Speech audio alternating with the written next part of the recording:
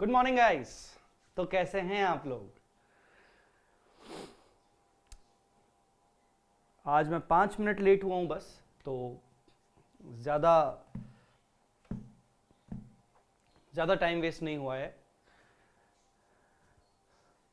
हाय, कौन कौन से बच्चे जुड़े हुए हैं? ऋत्विक, स्नेहल, निधि 505, Ashlesha. Okay, good morning everyone. और हम अभी इस सेशन में क्या करने वाले हैं? हम अभी इस सेशन में बात करने वाले हैं, प्रीवियस सेशन में हमने क्वेश्चन नंबर 5 डिस्कस किया था और मैंने आपको बोला था कि मैं आपको क्वेश्चन नंबर 5 का सॉल्यूशन लिखवाऊंगा। आप ही लोगों ने मुझे इसमें डिस्कस करके बताया था कि कौन कौन सी गलतियां इन्वॉल्व है इस क्वेश्चन में। ठीक है, Ajay, Dharti, Harsh, good morning all of you. So question number 5 को सॉल्व करना है कि खुद ही कमेंट लिखोगे आंसर में? मतलब इसका आंसर आप खुद ही बनाओगे कि मैं करवाऊं? मैं करवाऊं मतलब जो भी गलतियां हैं वो हमने आइडेंटिफाई कर ली थी प्रीवियस क्लास में, बस उसके बेसिस पर वो कह रहा है comment on the presentation in terms of schedule 3 to the companies at 13 notified by the central government। तो बताइए जल्दी।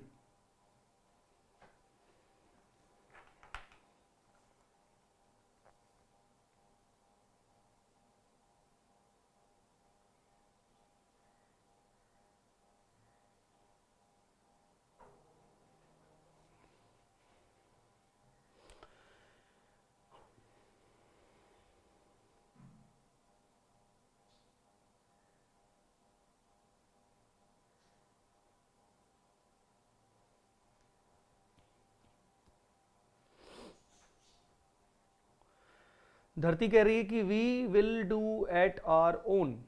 सर हो गया है, चेक करवा दो। ठीक है,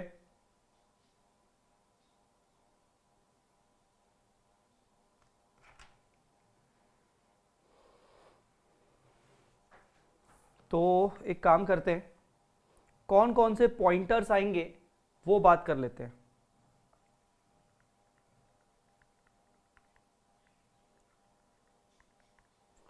कौन कौन से पॉइंटर्स हो जाएंगे वो बात करेंगे।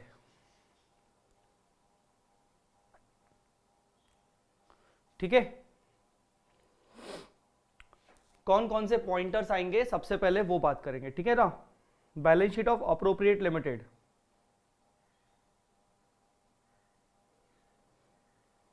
लिखो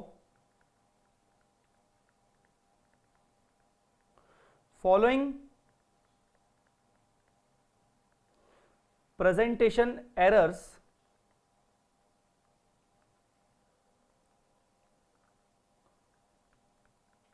have been noticed. Following presentation errors have been noticed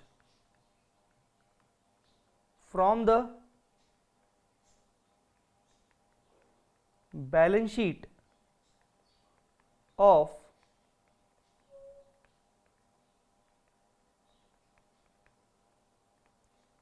appropriate limited.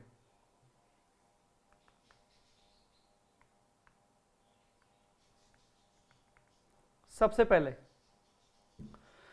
पहला जो प्रेजेंटेशन एरर मुझे हमें समझ में आया वो था share holders fund. Share holders fund की ऐसी कोई हेडिंग उन्होंने डाली नहीं है, जबकि डालनी चाहिए। इक्विटी एंड लायबिलिटी में जो पहली हेडिंग होती है वो होती है share holders fund.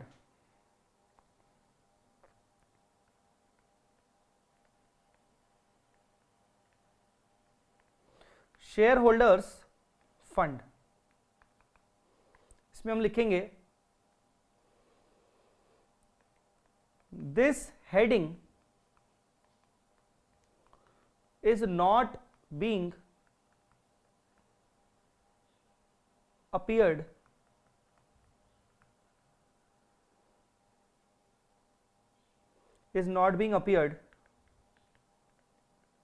in the balance sheet. All items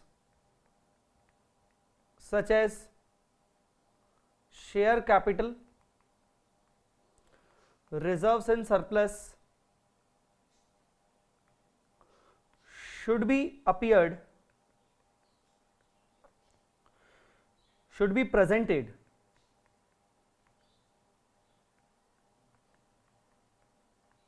under this heading. इस हेडिंग के अंडर होने चाहिए। क्यों बाकी बच्चे कहाँ क्या कर रहे हैं? बाकी बच्चे मुझे रिप्लाई नहीं कर रहे। बाकी स्टूडेंट क्या हैं? मैंने एक चीज़ पूछी कि मैं आपको करवाऊं कि नहीं करवाऊं, सिर्फ 2 बच्चों का जवाब आया। ऐसे कैसे चलेगा दीदी? हाँ, ऐसे कैसे चलेगा uncle?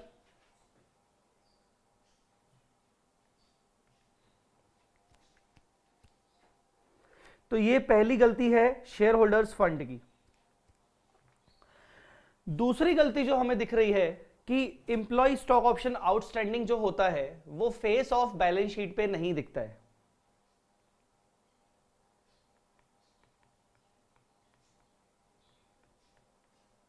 ESOP outstanding, ESOP outstanding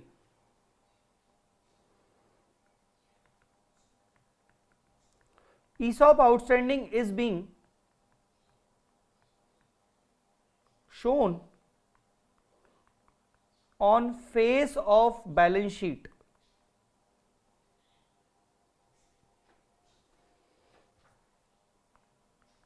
However,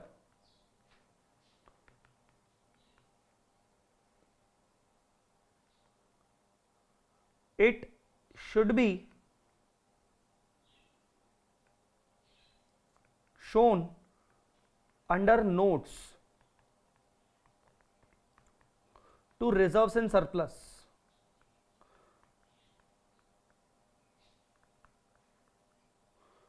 and not on face of balance sheet. जो ईसो आउटस्टैंडिंग है वो बैलेंस शीट के फेस में शो हो रहा है, जबकि हमें इसको रिजर्व्स एंड सरप्लस के नोट्स में शो करना चाहिए, फेस पे नहीं।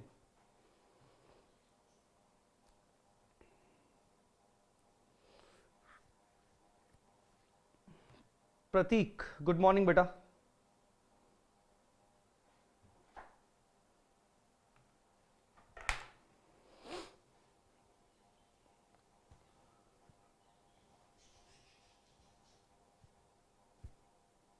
ठीक है,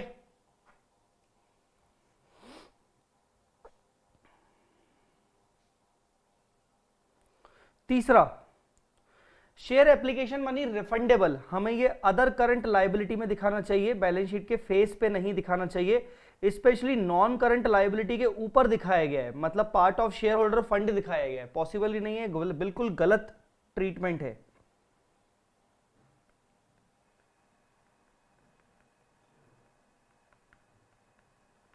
share application money,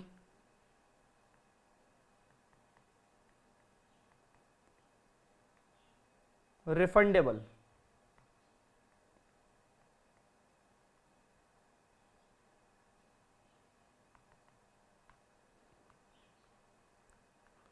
It should be shown as other current liability under the head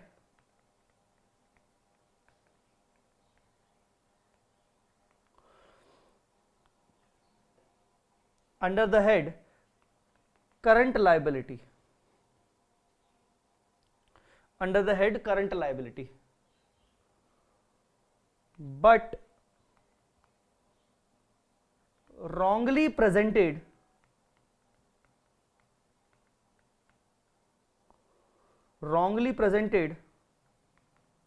on the face of balance sheet under equity। Sir equity क्या होता है? ये नॉन करंट लायबिलिटी होता है तुम्हारा। तो नॉन करंट लायबिलिटी के ऊपर जितने भी आइटम्स होते हैं वो सब इक्विटी के होते हैं। हेड देख रहे हो तुम, हेड क्या होता है? Equity and liabilities. तो लायबिलिटीज मतलब करंट लायबिलिटीज और नॉन करंट लायबिलिटीज। तो इक्विटी मतलब क्या? इक्विटी मतलब ये जो शेयर होल्डर फंड के सारे आइटम्स होते हैं उसको इक्विटी कहते हैं। तो इन्होंने एप्लीकेशन मनी रिफंडेबल को इक्विटी के अंदर दिखा दिया है, मतलब शेयर होल्डर्स फंड में दिखा दिया है, जबकि उसको हमें करंट लायबिलिटी में दिखाना चाहिए, अदर करंट लायबिलिटी के हेड में।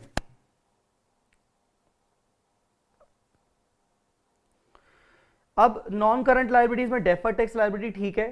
Current liabilities trade payables, trade payable उन्होंने दिखाया तो सही है, बस हमें यह बताना है कि जब वो नोट्स में ट्रेड पेबल्स को दिखाएंगे तो उनको दो हिस्सों में क्लासिफाई करके दिखाना पड़ेगा।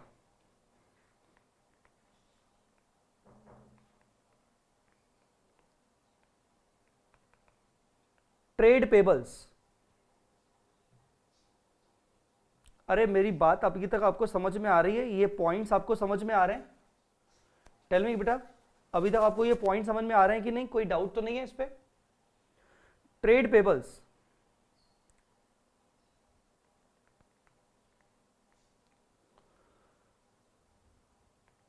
under the separate note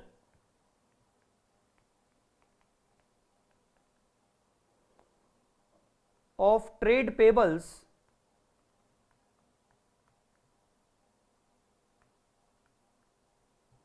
under the separate note of trade payables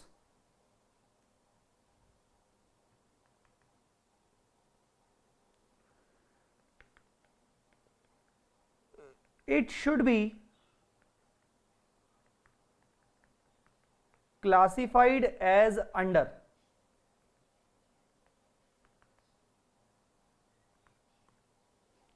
क्या? Trade payables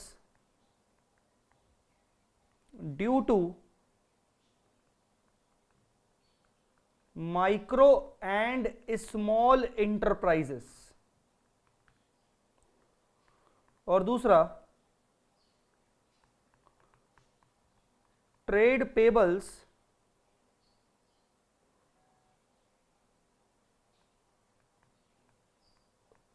other than micro enterprise and small enterprises.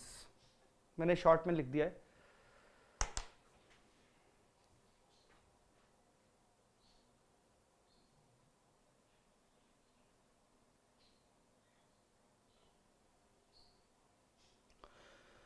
Sir CA inter both groups exam given in November 20, लेकिन ऐसे ही आपका 2 मिनट से देख रहा हूं।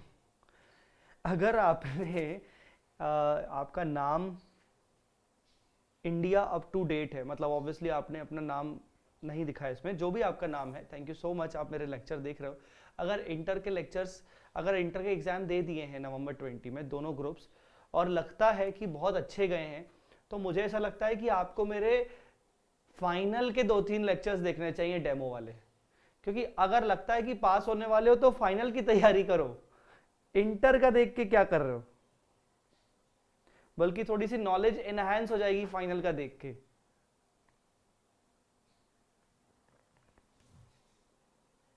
पार्थ फ्रॉम गुजरात, ओके पार्थ बेटा, अगर लगता है कि इंटर में बहुत अच्छे नंबरों से पास हो रहे हो तो फाइनल के लेक्चर्स देखो, ठीक है। फाइनल में मैं जितना अच्छा यहां पढ़ा रहा हूं उतना ही अच्छा फाइनल में पढ़ाता हूं, उससे मतलब बेसिकली कहने का मतलब अपनी नॉलेज इनहैंस करो। इंटर में देख रहे हो क्या मिलेगा, पास होने वाले हो तुम, 99.99% पास हो जाऊंगा बोथ, लेकिन तब भी अच्छा चलो कोई बात नहीं। असेट्स में फिक्स्ड असेट्स, नॉन करंट के अंदर फिक्स्ड असेट की जगह पीपी लिखना चाहिए था।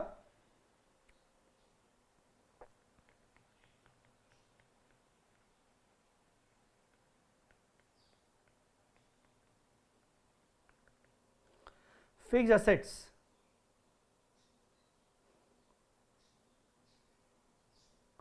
Fixed assets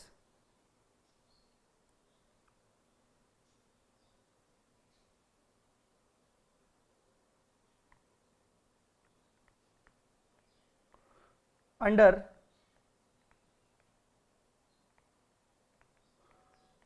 non current assets, under non current assets the heading named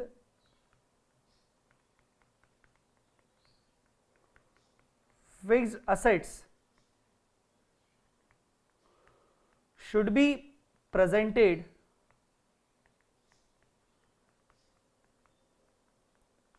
in the name of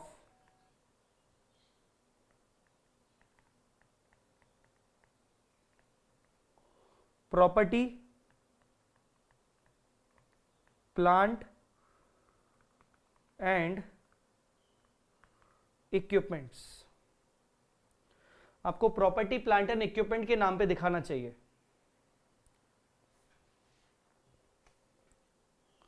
property, plant and equipment. आप जानते हो मैं आपको ये क्वेश्चन का इतना सॉल्यूशन क्यों लिखवा रहा हूं, ऑल्दो मुझे यकीन है कि कुछ बच्चों ने लिखा होगा सॉल्यूशन, ठीक है, बस एक क्रॉस चेक कर रहे होंगे, बट इसलिए लिखवा रहा हूं ताकि आपको एक आइडिया जो जनरेट हो जाए कि हाँ कैसे लिखा जाता है। आमतौर पर देखा जाता है कि सीए के बच्चे, व्हेन आई से सीए के स्टूडेंट दैट मींस कॉमर्स और सीए के स्टूडेंट्स में प्रॉब्लम पता है कहां होती है। प्रॉब्लम उनसे कोई कॉन्सेप्ट पूछ लो ना, धड़ल्ले से बता देंगे हाँ ये होता है, ऐसा होता है concept. But when it comes to writing, not all students but maximum students, when it comes to writing, सारे स्टूडेंट वहां पे आके फैल जाते हैं। मतलब वहां जैसे ही हम बात करते हैं कि यार कुछ लिखना है या फिर कम्युनिकेशन करना है, तो वहां हमारा कॉन्फिडेंस लो हो जाता है, हम वहां अपने कॉन्फिडेंस में मात खा जाते हैं और हमसे आगे बाकी फील्ड के बच्चे निकल जाते हैं।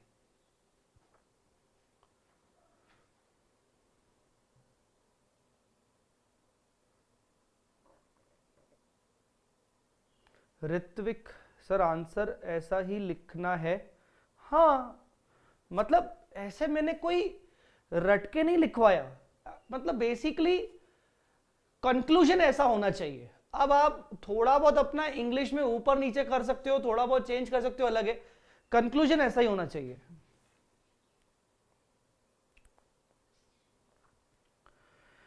फिक्स्ड एसेट्स हो गया, उसके बाद capital work in progress including capital advances, capital work in progress, ठीक है, इसको 6th पॉइंट दे देते हैं।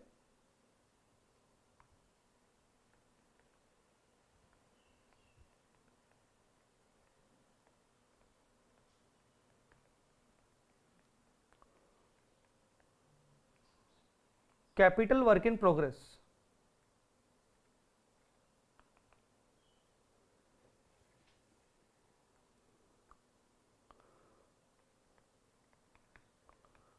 Capital work in progress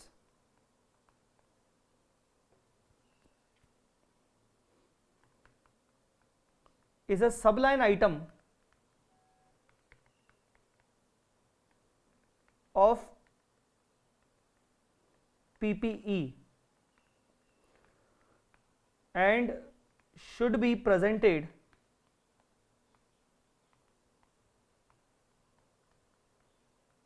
under PPE. However,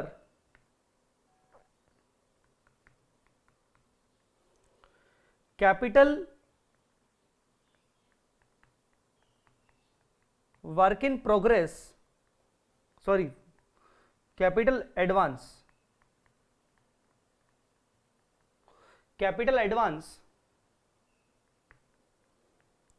is an item to be disclosed under the heading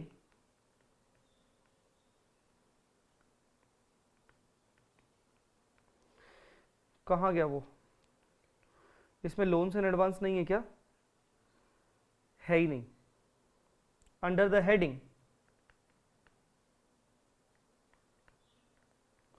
long term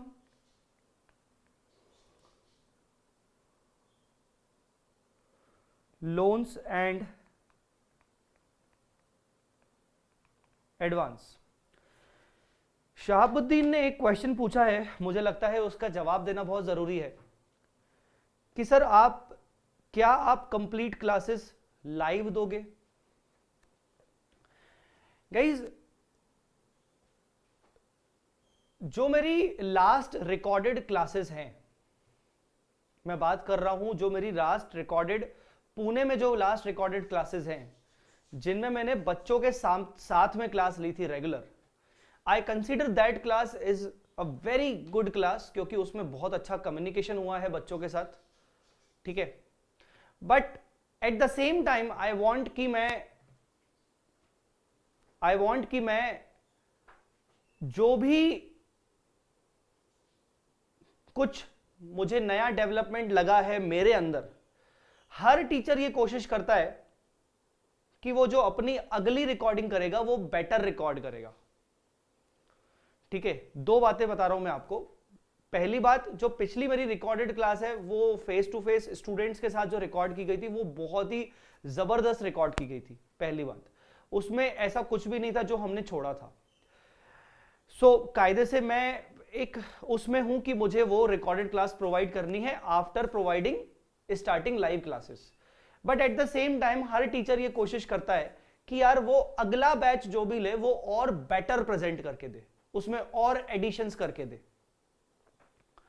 so at this moment I am like, ऐसा है कि हम YouTube पे तो जो लाइव क्लासेस करने वाले हैं वो करने वाले हैं, वो तो ऑब्वियसली करने वाले हैं।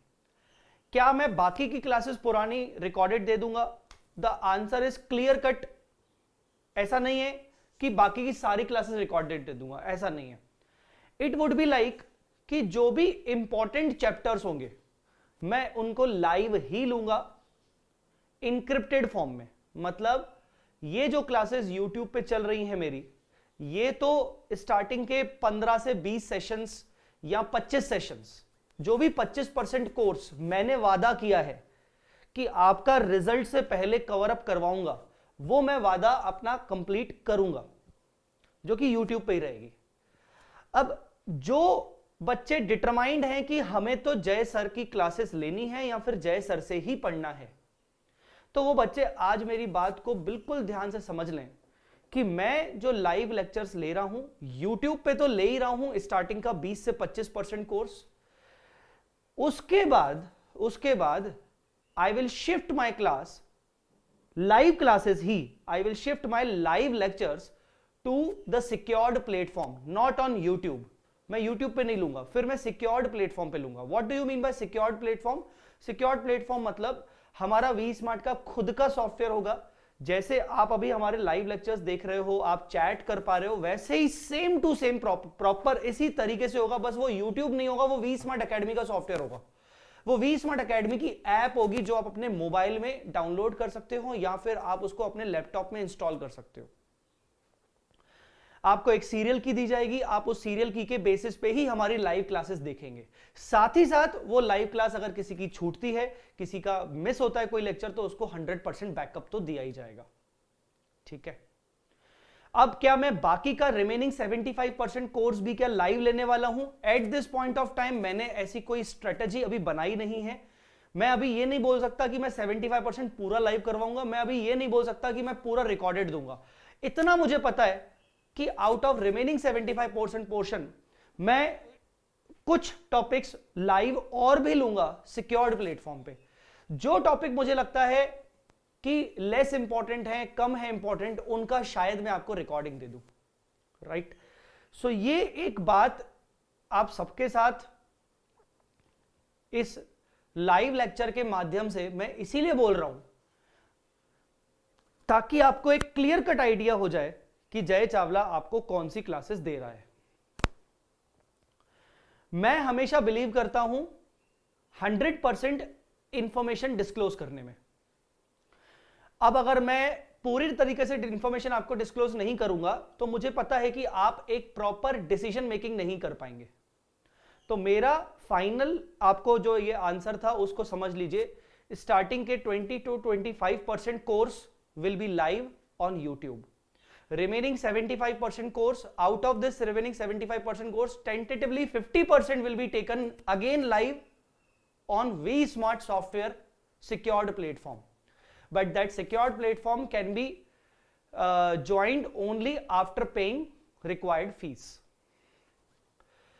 कुछ टॉपिक्स जो थोड़े कम इंपॉर्टेंट हैं या बहुत इजी हैं, उनको मैं रिकॉर्डेड दे दूंगा वो वाली क्लास का। सर वो पूरा ही क्यों नहीं लाइव दे रहे हो? मैं पर्सनली मानता हूं कि बच्चों को थोड़ा सा मैं फेस टू फेस क्लास का फील देना चाहता हूं। जो वो फेस टू फेस क्लास हुई थी ना, मैं उसका थोड़ा सा फील देना चाहता हूं। But at the same point मेरे को पता है कि मुझे आपको जो अभी पढ़ाना है, जो मैं अभी पढ़ाऊंगा, वो मैं ऑब्वियसली कोशिश यही करता है हर फैकल्टी। यार ये फैक्ट है कि मैं पिछली बार से बेटर करूं। आप अपने आप को ले लो, आप कोई भी जब काम सेकंड टाइम करते हो तो आपके माइंड में यही होता है कि मैंने पहली बार जितना अच्छा किया उससे अच्छा ही दूं। ठीक है,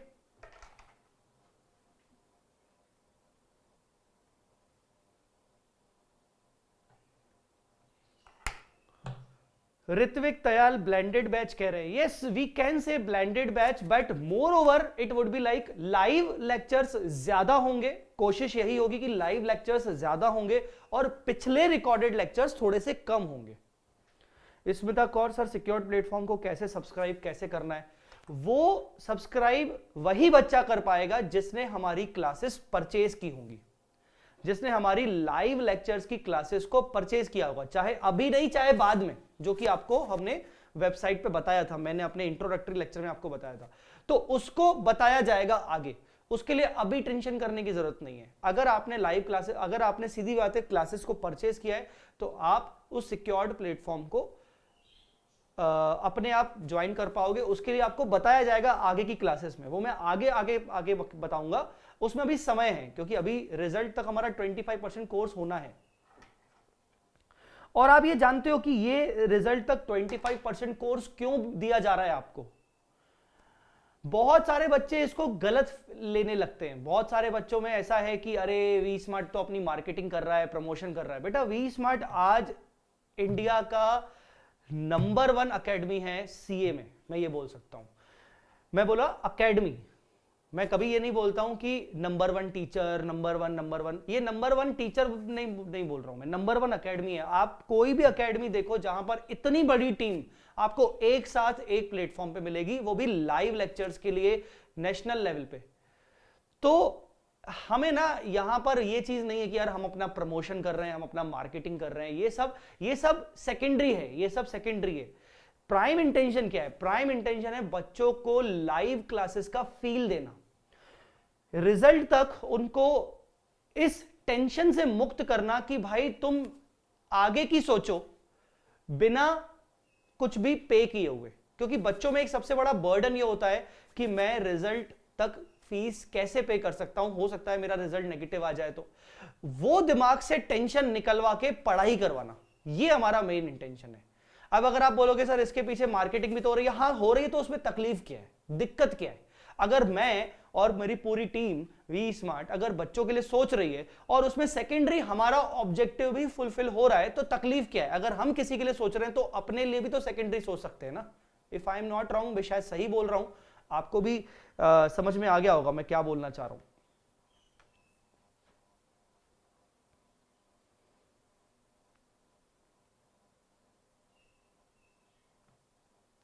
सर मैंने आपकी क्लास जुलाई में परचेज की थी, सो सर उसमें रिकॉर्डेड क्लास होगा ना?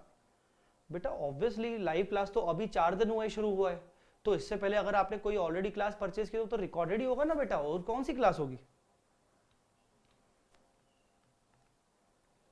चलो, तो ये था आपका capital work in progress. Capital work in progress,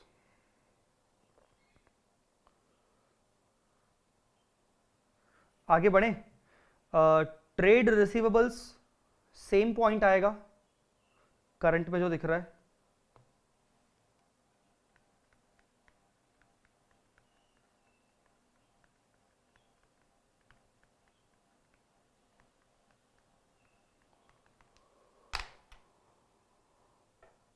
trade receivables, बेटा ट्रेड रिसीवेबल्स का पॉइंट ना मैं रिपीट नहीं करूंगा, सेम आ जाएगा यहां पर, सेम पॉइंट आ जाएगा ट्रेड रिसीवेबल्स का यहां पर। ट्रेड पेबल्स और ये ट्रेड रिसीवेबल्स, ठीक है, कर लोगे ना ट्रेड रिसीवेबल्स? ट्रेड रिसीवेबल्स कर लोगे ना, सेम पॉइंट वही एमएसएमई करके। फिर deferred tax asset DTA, DTA has been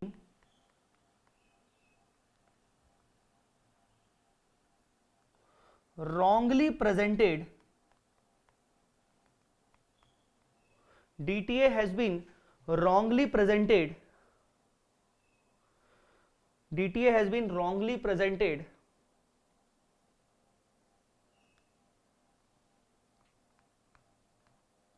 under the head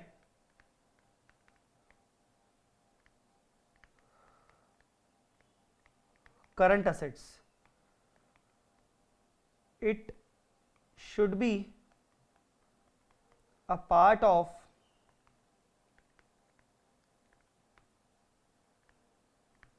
current non-current assets and presented accordingly.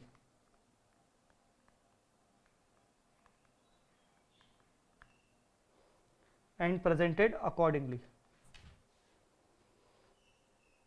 ठीक है।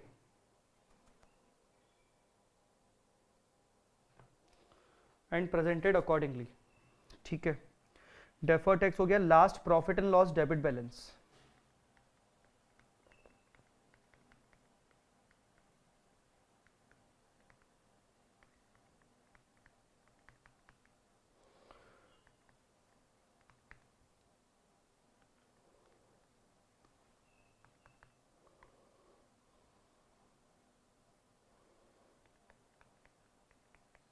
as per division 1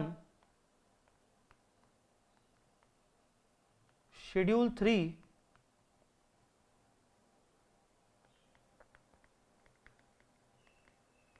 debit balance of profit and loss account should be a part of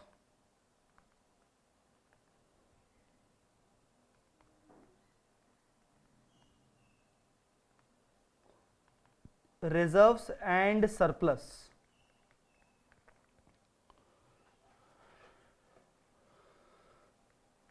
and must be presented as negative surplus amount under the heading reserves and surplus.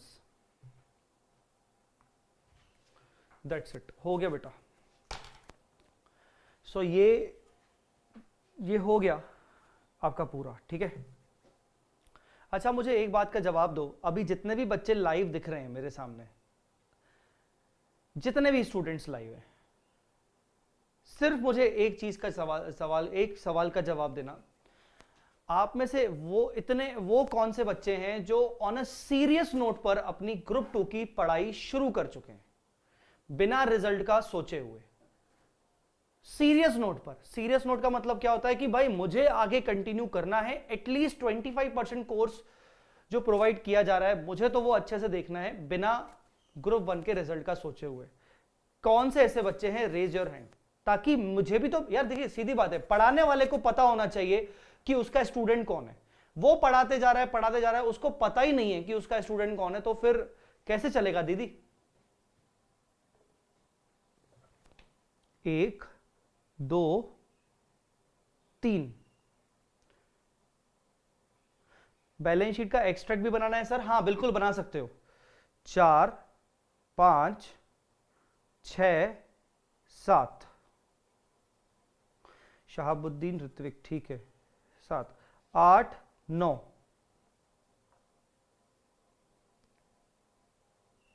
Shahabuddin Ritwik Snehal. Ritwik ने 2 बार बोल दिया.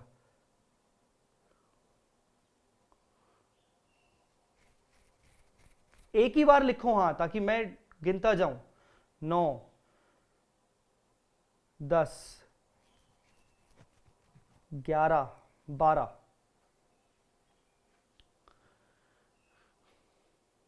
A teacher should know कि उसके student उसको कौन सुन रहे हैं. अगर स्टूडेंट के पास अधिकार है क्लासेस देखने का, तो टीचर के पास भी अधिकार है ये पता होने का कि उसके स्टूडेंट्स हैं भी कि नहीं है. ऐसे नहीं कि वो सुबह सुबह आके मैं क्लासेस देते जा रहा हूं और आप ऐसा तो नहीं कि मुझसे जो पढ़ रहा है वो ऐसे ही बस टाइम पास, चलो कभी नींद खुल गई तो पढ़ लिया, नहीं नींद खुली तो नहीं पढ़ा. ऐसे वाला सिस्टम नहीं कि हाँ हम डेली बेसिस पे पढ़ते हैं. 10 बेटा एक ही बार रेज हैंड करना है बेटा, बार बार मी और हैंड रेज नहीं करना है, नहीं तो मैं डबल गिन लूंगा. 12 के बाद 13 14. डबल बार हाथ ऊपर मत करो.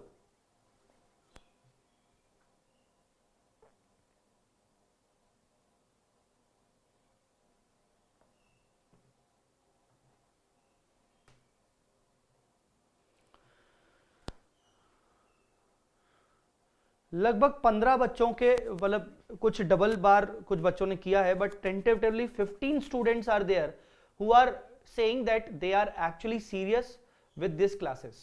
बट लाइव स्टूडेंट्स मुझे उससे ज्यादा दिख रहे हैं. That means I can say 15-16. I can say कि बाकी स्टूडेंट्स एक्चुअली वो खुद जानते हैं कि यार नहीं, पता नहीं हम कंटिन्यू करेंगे भी नहीं करेंगे. ऐसा नहीं बोल रहा हूं कि वो स्टूडेंट ना देखें, आपकी मर्जी, आप देखो ना, बट बस मुझे अपने लिए जानना था. मैं उस पर कुछ ये कमेंट नहीं करूंगा कि हाँ कितने बच्चे देख रहे हैं, बाकी मत देखो, बाकी ऐसा वैसा. मैं क्यों रोकूंगा? मैं रोकने वाला बिल्कुल नहीं हूं. बट मुझे पता था, पता होना चाहिए, दैट्स इट. मैंने इसीलिए पूछा कितने लाइव हैं. ज्यादा ही लाइव हैं, बट कितने लोगों ने अपना हैंड रेज किया है, मतलब कितने लोगों का डिटर्मिनेशन है कि वो सीरियस पढ़ रहे हैं.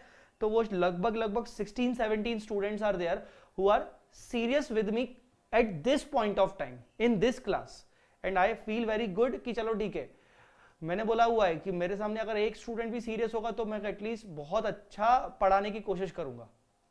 ठीक है, चलो. सर इसका बैलेंस शीट का रिवाइज्ड बैलेंस शीट भी बनानी चाहिए क्या? अगर बनाते हो तो बहुत अच्छा है, पर इस क्वेश्चन में उन्होंने नहीं बोला है. इस क्वेश्चन में उन्होंने नहीं बोला है, पर अगर आप बनाते हो तो अच्छी बात है. सर ये क्वेश्चन का कितना वेटेज होना चाहिए? अगर वो आपसे रिवाइज्ड बैलेंस शीट पूछ लेगा ना, तो इस क्वेश्चन का वेटेज बन जाएगा लगभग 10 मार्क्स.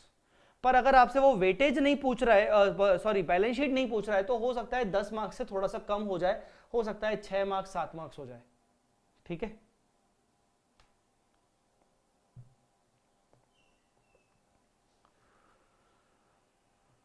अच्छा,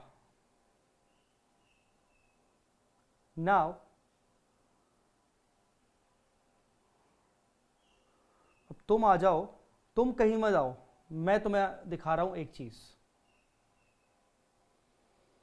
मैं तुम्हें दिखा रहा हूं एक इंपॉर्टेंट चीज। ये है, मुझे देखना पड़ेगा, यहां मैं मार्क कर देता हूं ताकि मुझे पता रहे। 233, ठीक है बेटा। ये है रिलायंस इंडस्ट्रीज लिमिटेड की एनुअल रिपोर्ट। एनुअल रिपोर्ट क्या होती है समझते हो?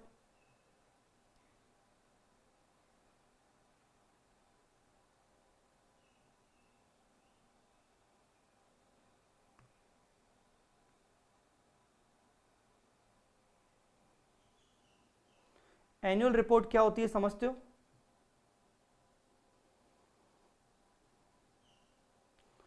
अतुल शर्मा, यस यस, ठीक है, मैंने आपको भी गिन लिया।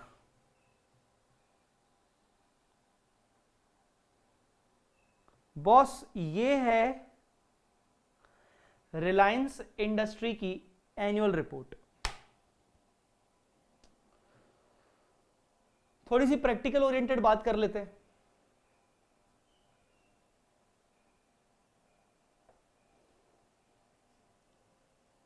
रिलायंस इंडस्ट्रीज की एनुअल रिपोर्ट, कुछ कुछ बातें जो आपको बताना जरूरी है।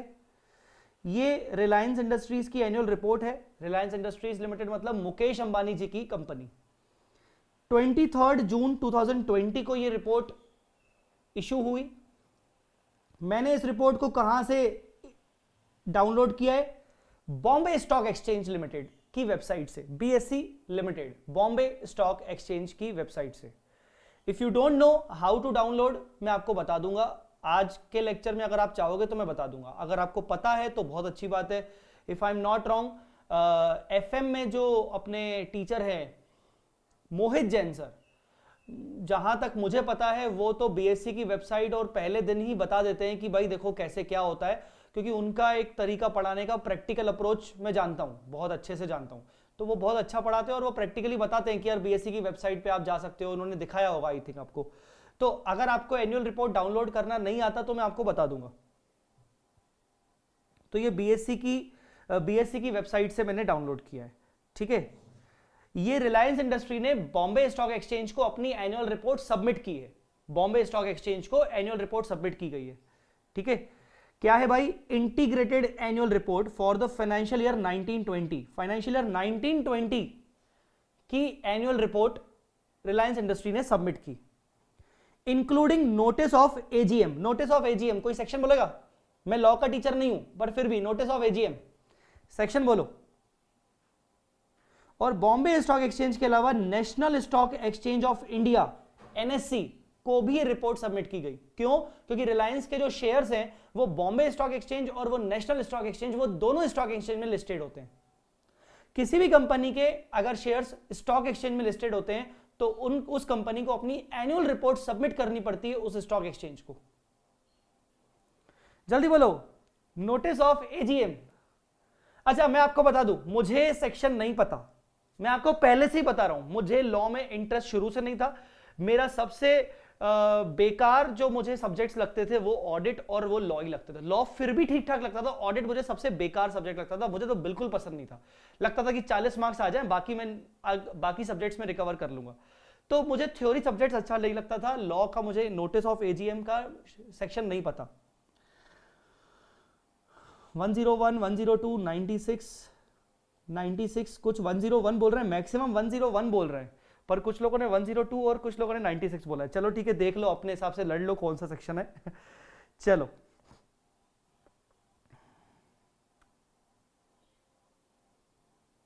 देखो ये क्या बोल रहा है कि integrated annual report including notice is also uploaded on the company's website and can be accessed at this. Link दे दिए, मतलब आप पता है आपको कि हर कंपनी को अपनी एनुअल रिपोर्ट बीएससी को सबमिट करने के साथ साथ ये बताना पड़ता है कि हमने यही एनुअल रिपोर्ट को अपनी वेबसाइट पे भी अपलोड किया और आप वहां से भी डाउनलोड कर सकते हो, ठीक है।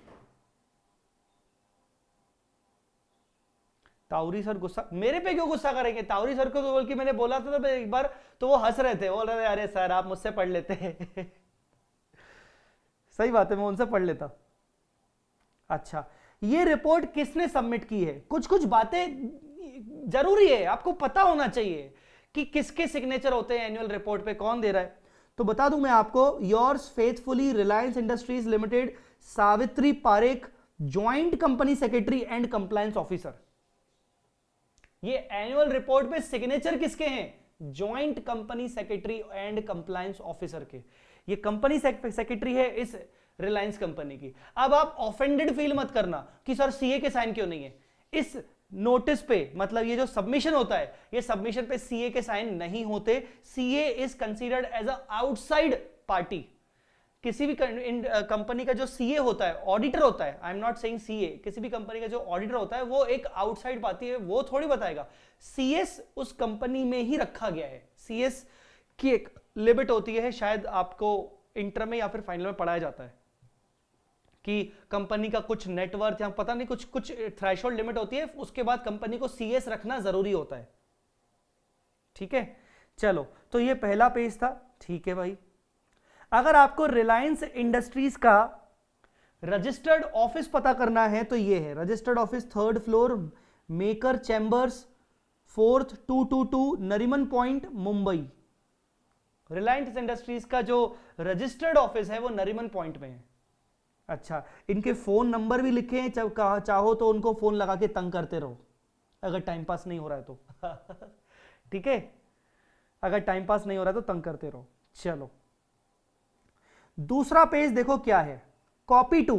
रिलायंस ने यही अपनी एनुअल रिपोर्ट किस किस को दी है? मतलब बॉम्बे स्टॉक एक्सचेंज और नेशनल स्टॉक एक्सचेंज तो इंडिया में है, उसके अलावा रिलायंस कंपनी के शेयर्स इंडिया के बाहर अदर कंट्रीज के स्टॉक एक्सचेंज में लिस्टेड है। देखते हैं कहां कहां लिस्टेड है। एक second, the Luxembourg stock exchange कहां का है बॉस? ये लग्जमबर्ग का है। Singapore stock exchange, Taipei stock exchange, Taipei कहां का है? ताइवान। ताइवान एक छोटी सी कंट्री है, चाइना के आसपास आपको दिख जाएगी, चाइना के आसपास है ताइवान करके country. National securities deposit limited, NSDL, NSDL को भी सबमिट किया गया है। Central depository services India limited, CDSL. The bank of New York Mellon, bank को भी जमा किया गया है। क्यों सर? क्योंकि बैंक से लोन लिया गया होगा। केफिन टेक्नोलॉजीज प्राइवेट लिमिटेड, अब सर इसको क्यों जमा किया गया है? अब उसका तो हमें आगे मालूम पड़ेगा कि क्यों जमा किया गया है। केफिन टेक्नोलॉजीज कौन है? I don't know.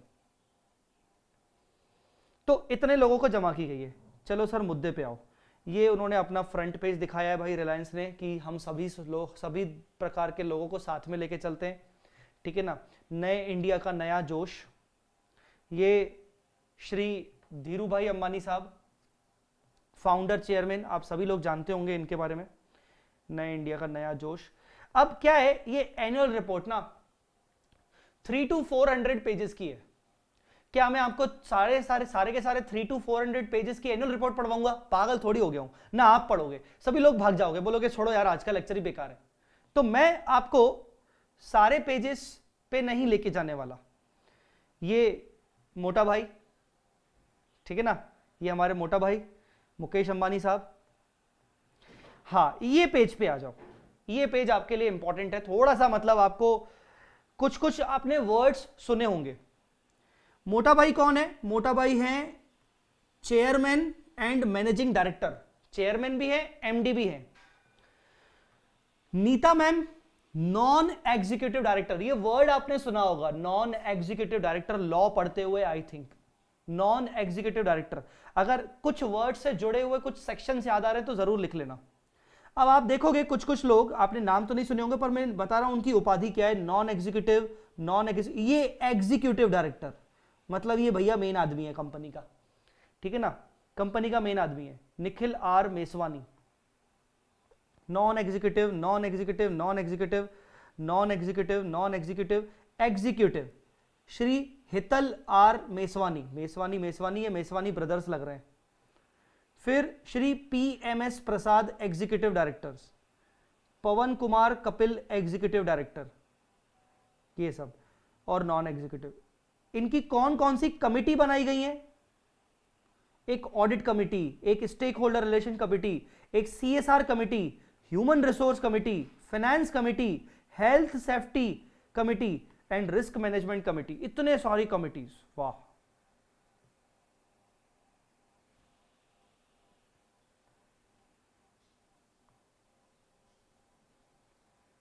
अरे भाग तो नहीं गए बाकी बच्चे?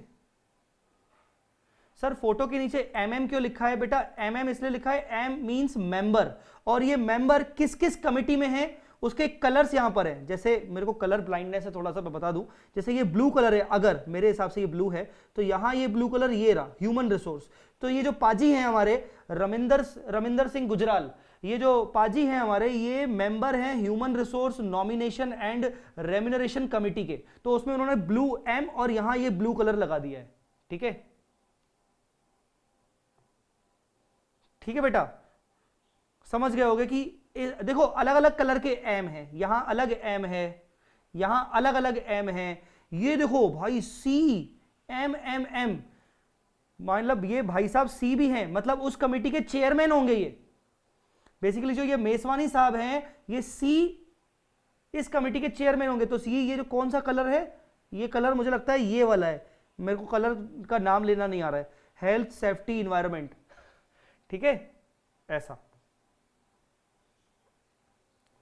नए इंडिया का नया जोश, ये बार बार वही वाली टैगलाइन बता रहे हैं।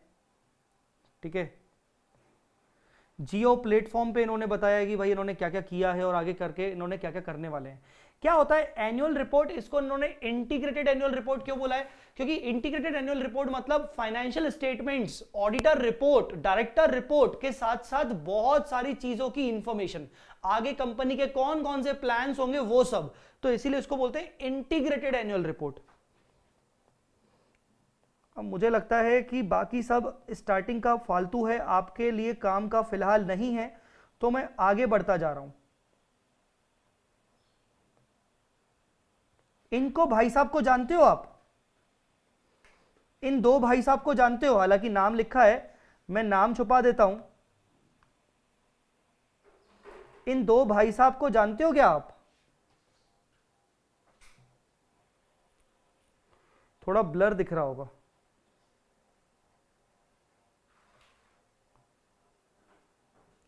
और इन मैडम को भी, इन मैडम को भी अभी 2-4 दिन पहले एक मीम आया था, वो मुकेश अंबानी जी को ग्रैंडसन हुआ है ना, तो अभी मीम आया था कि उनका ग्रैंडसन ऐसे करके बोल रहा है, when he knows his grandfather is Mukesh Ambani. तो मतलब वो बिल्कुल ऐसा करके मीम आपने देखा था। कौन है ये मैडम, कौन है ये दोनों भाई साहब? इन मैडम का नाम है ईशा अंबानी, नाम तो सुना ही होगा, है ना? शाहरुख खान का नाम सुनो ना सुनो भैया, इनका जरूरी है नाम सुनना। इन भाई साहब का नाम है आकाश अंबानी, इन भाई साहब का नाम है अनंत अंबानी। ये भैया मोटे थे पहले, अब पतले हो गए, अब इन्होंने बढ़िया अपना मेंटेन किया है अपनी बॉडी को अच्छे से, पहले ये मोटे थे।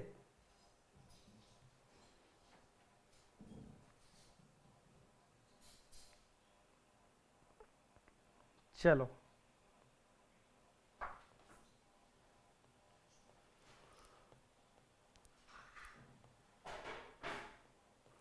अब थोड़ा सा आगे बढ़ते हैं और मेन मुद्दे पे चलते हैं, क्योंकि जो मैंने आपको अपनी रिपोर्ट दिखानी है जिस पर्पस से, मैं उस पर्पस को जल्दी से जल्दी आगे लेना चाहता हूं।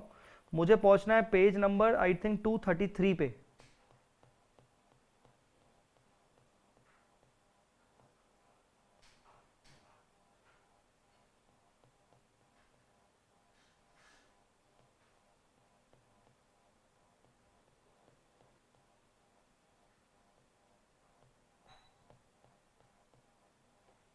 अच्छा, ये देख लो, ये आपके लिए बहुत जरूरी है देखना।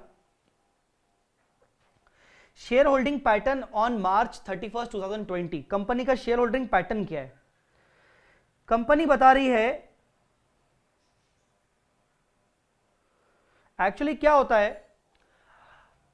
कंपनीज एक्ट और शेड्यूल 3 कहता है कि आपको अपना शेयर होल्डिंग पैटर्न बताना जरूरी है। उस पे स्पेशली उन शेयर होल्डर्स को बताना जरूरी है जिन शेयर होल्डर्स के पास 5% या 10%, मुझे ध्यान नहीं आ रहा, कंपनी लॉ का पॉइंट है, 5% या 10% से ज्यादा शेयर्स हैं जिसके पास, आपको उनको सेपरेटली दिखाना पड़ेगा। तो ये रिलायंस कंपनी बता रही है कि हमारे जो प्रमोटर्स हैं, जो कंपनी का प्रमोटर है या प्रमोटर ग्रुप, जिसमें मुकेश अंबानी भी आते होंगे, नीता अंबानी और भी लोग जो प्रमोटर हैं, उनके पास 52% शेयर हैं जो कि प्योर इंडियन है। फॉरेनर के पास एक भी शेयर नहीं है। मतलब रिलायंस कंपनी में कोई फॉरेनर कंपनी प्रमोटर है ही नहीं, कोई फॉरेन कंपनी ने पैसा लगाया ही नहीं है, लगाया भी होगा तो वो प्रमोटर तो नहीं है। आई बात समझ में कि नहीं? सॉरी 52% नहीं, 52 नंबर्स हैं, ये नंबर लिखा हुआ है 52 नंबर्स, परसेंट नहीं, सॉरी परसेंट कितना है? परसेंट है 48.87, परसेंट है 48.87। और दूसरा क्या है? Public share holding. Public share holding, public share holding में तो उन्होंने नंबर्स बता दिए, इतने लोगों ने कंपनी में पैसा लगाया हुआ है। पब्लिक जैसे मैंने भी रिलायंस में लगाया, मैंने 20 शेयर खरीदे हैं रिलायंस के, हो सकता है आप में से भी किसी ने खरीदे हो। तो 26,32,119 इंस्टीट्यूशंस नॉन इंस्टीट्यूशंस मिला के, तो ये 48% पब्लिक शेयर होल्डिंग है। और बाकी shares held by custodian and against which depository receipts have been issued, और कुछ शेयर्स इनके पास, इनके जो हैं वो कस्टडी में हैं। कितने परसेंट? 2.39%, एक ही एंटिटी के नाम से, अरे वो डिपॉजिटरी के नाम से। तो कंपनी में, रिलायंस इंडस्ट्रीज में मोटा मोटा अगर देखें तो 48 या 49% शेयर होल्डर्स प्रमोटर्स हैं, और सेम 48-49% शेयर होल्डर्स पब्लिक है। एक आध 2% लगभग आपका जो है वो कस्टडी में शेयर्स रखे हुए हैं। ये कंपनी का शेयर होल्डिंग पैटर्न बताना पड़ता है। अच्छा,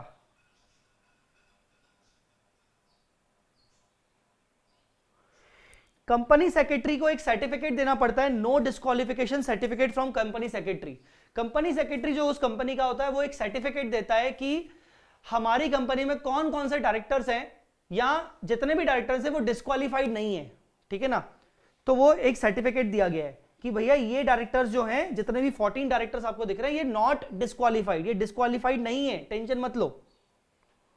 मुकेश अंबानी जी कंपनी के डायरेक्टरशिप में कब आए थे? डेट ऑफ अपॉइंटमेंट 1 अप्रैल 1977, मतलब मुकेश अंबानी जी ने कंपनी में इंटर किया था 1 अप्रैल 1977 को। सबसे पुराने यही दिख रहे हैं।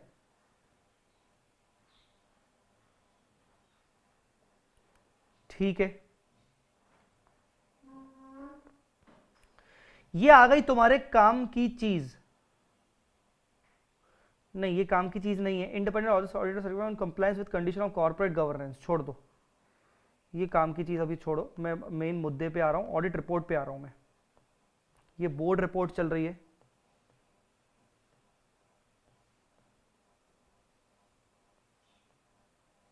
हाँ ये तुम्हारे काम की चीज आ गई। Stand alone financial statements. Sir stand alone financial statements मतलब वो फाइनेंशियल स्टेटमेंट्स जो कंसोलिडेटेड फाइनेंशियल स्टेटमेंट्स नहीं होते हैं, जो कंसोलिडेटेड फाइनेंशियल स्टेटमेंट्स नहीं होते हैं। इसमें क्या क्या है? इसमें एक तो है इंडिपेंडेंट ऑडिटर रिपोर्ट, इसमें ऑडिटर रिपोर्ट लगी हुई है, बैलेंस शीट लगी हुई है, statement of profit and loss लगा हुआ है, changes in equity, statement of changes in equity. Sir ये क्या होता है? Statement of changes in equity एक तरीके से एक वर्किंग नोट होता है जिसमें share capital, reserves and surplus को दिखाया जाता है प्रॉपर तरीके से। मतलब वो सीधा मान लो कि नोट्स टू अकाउंट्स होता है, कैश फ्लो स्टेटमेंट और बाकी other notes to financial statements. तो ये आपके स्टैंड अलोन फाइनेंशियल स्टेटमेंट में ये सब है, ठीक है। अच्छा जी, ये आपकी ऑडिटर रिपोर्ट आ गई बॉस, ये आ गई ऑडिटर रिपोर्ट। आप लोगों के काम की चीज, आगे चल के आपको भी ऑडिट रिपोर्ट, अगर आप प्रैक्टिसिंग चार्टर्ड अकाउंटेंट बनोगे, जॉब वालों को मौका नहीं मिलता साइन करने का। हाँ बता दूं मैं आपको, प्रैक्टिसिंग चार्टर्ड अकाउंटेंट बनोगे तो आगे चल के सिग्नेचर ऑडिट रिपोर्ट पे करनी पड़ेगी, ठीक है। आजकल तो डिजिटल सिग्नेचर होते हैं, वैसे रिपोर्ट डिजिटली साइंड होती है आजकल। तो ये ऑडिट रिपोर्ट चल रही है। मैं आपको ये बता देता हूं कि कंपनी के ऑडिटर्स कौन कौन से हैं। ये हैं कंपनी के ऑडिटर्स, देख के ही घबरा जाओगे। चार अलग अलग ऑडिट कंपनीज हैं इस रिलायंस की। पहली कंपनी डीटीएस एसोसिएट एलएलपी, दूसरी कंपनी एसआरबीसी एंड कंपनी एलएलपी, तीसरी टीपी ओस्टवाल, विक्रम कुमार पंसारी, नहीं सॉरी चार नहीं है, दो ही हैं एक्चुअली। डीटीएस एसोसिएट एलएलपी उसका पार्टनर है टीपी ओस्टवाल, और एसआरबीसी एंड कंपनी उसके पार्टनर है विकास कुमार पंसारी। दो ऑडिटर हैं कंपनी के, दो डिफरेंट ऑडिटर्स हैं, डीटीएस एंड एसोसिएट एलएलपी और एसआरबीसी एंड कंपनी एलएलपी। कहां से सर? मुंबई से हैं, दोनों फॉर्म्स मुंबई से हैं।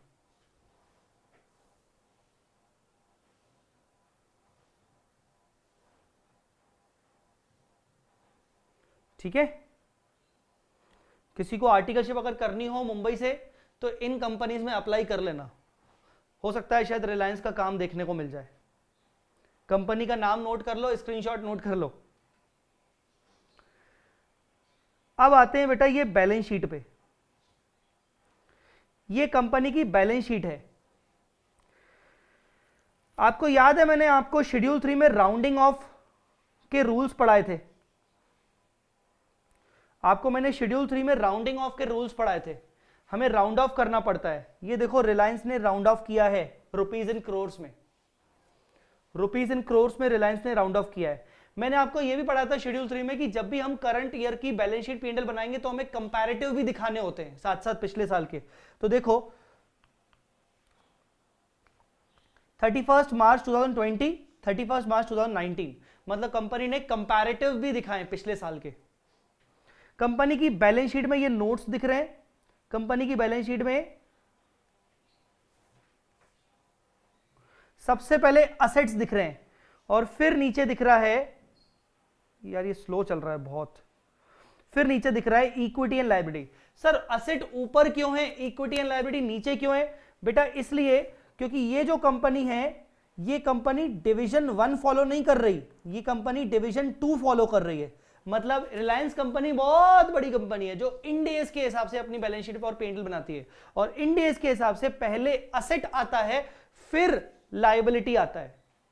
तो बिल्कुल टेंशन यहां पर वो मत सोचना कि आपको गलत पढ़ाया गया है या ये कंपनी ने गलत बैलेंस शीट बनाई है। आपको सही बनाया गया है और इस कंपनी ने भी सही बनाई है, इसने डिवीजन 2 के अकॉर्डिंग बनाई है। तो पहले असेट दिख रहे हैं, ये देखो ध्यान से, कुछ कुछ वर्ड्स देखो आप ध्यान से, आपको दिख रहे होंगे जिनके बारे में हमने पढ़ा है, जिन वर्ड्स के बारे में। Property plant and equipment, capital work in progress, intangible assets, ठीक है, अदर नॉन करंट असेट्स, ये सब दिख रहा है। इन्वेंट्रीज करंट असेट्स में, investment, trade receivable, cash and cash equivalent वगैरह वगैरह। चलो ये डिवीजन 2 का फॉर्मेट है। मैंने आपको जो पढ़ाया है वो डिवीजन 1 का फॉर्मेट पढ़ा है। मैंने बोला था कि थोड़ा चेंजेस हैं। सर बता दो ना बैलेंस शीट इनकी टैली हो रही है कि नहीं हो रही है? ये देखो 968,912 968,912 बैलेंस शीट टैली हो रही है, ठीक है।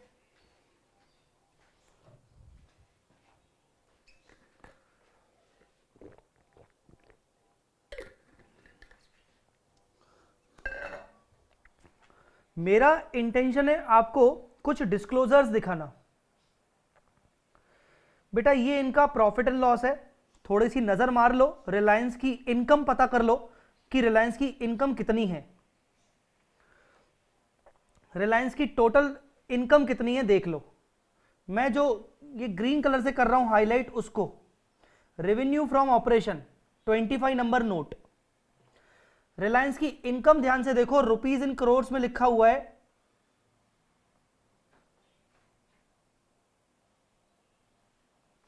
रिलायंस की इनकम है 3,50,880 करोड़। इन शॉर्ट 3.5 करोड़, 3,50,880 करोड़, तो 3.5 करोड़, टेंटेटिवली 3.5 लाख करोड़, 3.5 लाख मतलब 50, करोड़ मतलब 70, तो 5 और 7 12 ओ माय गॉड। ये रिलायंस का रेवेन्यू फ्रॉम ऑपरेशन है। रिलायंस का प्रॉफिट देख लो, ये रिलायंस का प्रॉफिट है 30,903, तो 30,903 डिवाइड बाय 3,50,880, लगभग 8.8% का नेट प्रॉफिट दिखा रही है रिलायंस कंपनी। कितना net profit percentage? 8.8% net profit percentage. 30,903 उसका नेट प्रॉफिट है, 30,903 करोड़। कितना परसेंटेज हुआ? अगर 30,903 को डिवाइड करोगे डिवाइडेड बाय 350,880 से, तो ये आएगा 8.8%। ठीक है, तो ये 8.8% का नेट प्रॉफिट रेशियो है उनका।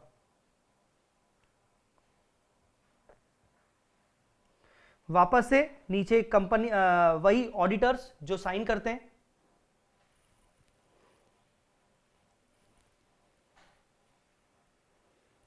कंपनी के कंपनी सेक्रेटरी कौन है? बाहरी कंपनी सेक्रेटरी के सेथुरमन कंपनी सेक्रेटरी, उसमें Savitri Parekh joint company secretary. ठीक है, ये डायरेक्टर्स के साइन जो होते हैं। ठीक है, हाँ कैलकुलेटर में पूरा फिगर नहीं आएगा।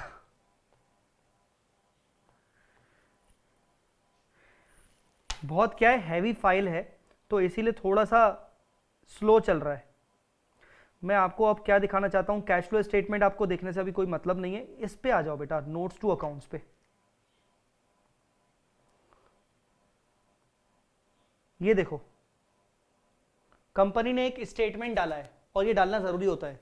अगर आप एएस के अकॉर्डिंग बना रहे हो तो आपको एएस के अकॉर्डिंग स्टेटमेंट डालना पड़ता है। अगर आप इंड एएस के अकॉर्डिंग अपने फाइनेंशियल स्टेटमेंट्स बना रहे हो तो आपको ये स्टेटमेंट डालना पड़ता है। क्या स्टेटमेंट डाला है कंपनी ने? The financial statements of the company have been prepared to comply with Indian accounting standards including rules notified under the relevant provisions of companies act. मतलब आपको ये दिखाना पड़ता है, आपको ये लिखना पड़ता है कि हमने अपने जो फाइनेंशियल स्टेटमेंट्स बनाए हैं वो अकाउंटिंग स्टैंडर्ड्स या इंडियन अकाउंटिंग स्टैंडर्ड्स को कंप्लाई करते हुए बनाया है। ये स्टेटमेंट, इसको बोलते हैं कंप्लायंस स्टेटमेंट, कि आप बताओगे ऐसा। ठीक है, ये आइए, ये आपके काम की चीज है। Summary of significant accounting policies, हमने कौन कौन सी अकाउंटिंग पॉलिसीज अप्लाई की हैं उसकी समरी बताइए। ठीक है ना, उस समरी को बताने के लिए उन्होंने सबसे पहले करंट असेट की डेफिनेशन ही बता दी, जो मैं आज की क्लास में आपको पढ़ाने भी वाला हूं। ये सेम करंट असेट की डेफिनेशन आज की क्लास में मैं आपको पढ़ाने वाला हूं। ठीक है, तो कंपनी ने अपनी अकाउंटिंग पॉलिसी में सबसे पहले तो कॉपी पेस्टिंग कर दी कि करंट एसेट की डेफिनेशन ये होती है। ऐसा क्यों बता रही है कंपनी? क्योंकि उनके अकॉर्डिंग हमने करंट एसेट क्या क्या माना है, करंट एसेट नहीं माना, क्या नहीं माना है, वो इस डेफिनेशन के अकॉर्डिंग किया है हमने। ठीक है, फिर उन्होंने लायबिलिटी, करंट लायबिलिटी की डेफिनेशन भी दे दी। उन्होंने करंट लायबिलिटी की डेफिनेशन भी दे दी। प्रॉपर्टी प्लांट एंड इक्विपमेंट के बारे में बता दिया। क्या बताया? कि भैया प्रॉपर्टी प्लांट एंड इक्विपमेंट को हम कॉस्ट पे रख रहे हैं।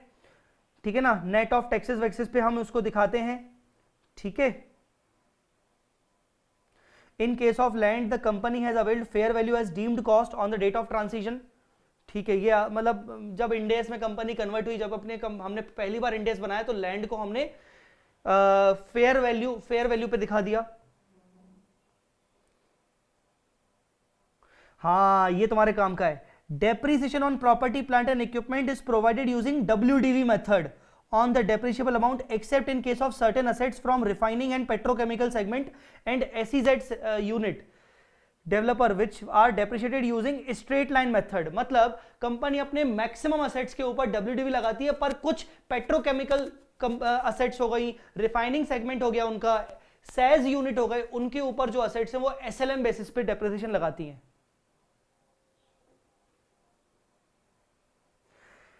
ठीक है, मैं वही चीजें दिखाऊंगा जो चीजें कहीं ना कहीं आपने अकाउंट्स में या रिलेटेड सब्जेक्ट्स में आपने पढ़ा होगा और आपने सोचा होगा यार ये चीजें सच्ची मुच्ची फॉलो होती भी हैं कि नहीं होती हैं। ये आ जाओ इंटेंजिबल असेट्स के बारे में।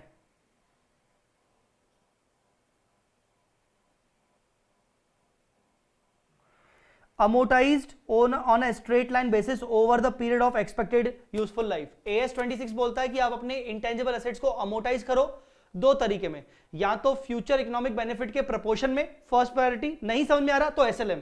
रिलायंस ने भी SLM लगा दिया, बताओ, मतलब रिलायंस के सीए ने भी सोच लिया यार छोड़ो यार, कौन लगाएगा प्रोपोर्शन में, हटाओ, कौन लगाएगा फ्यूचर इकोनॉमिक बेनिफिट्स में, उसके लिए फ्यूचर इकोनॉमिक बेनिफिट्स एक्सपेक्ट करो, उसका पूरा लिस्टिंग बनाओ, उसकी एक्सपेक्टेशन का डिस्क्लोजर दो, छोड़ो बाढ़ में जाए, SLM कर दो। मतलब रिलायंस जैसी कंपनी भी SLM फॉलो कर रही है। ठीक है,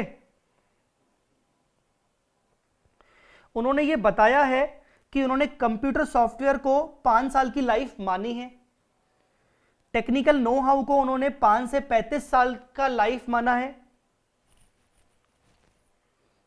ठीक है ना, ऐसे करके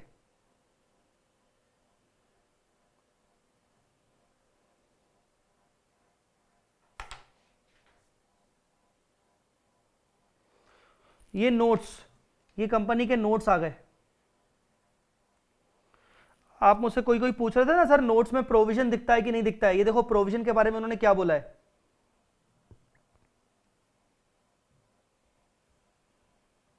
provision are recognised when the company has present obligation. हमारी जब प्रेजेंट ऑब्लिगेशन होती है तो हमने रिकॉर्ड किया है प्रोविजन को।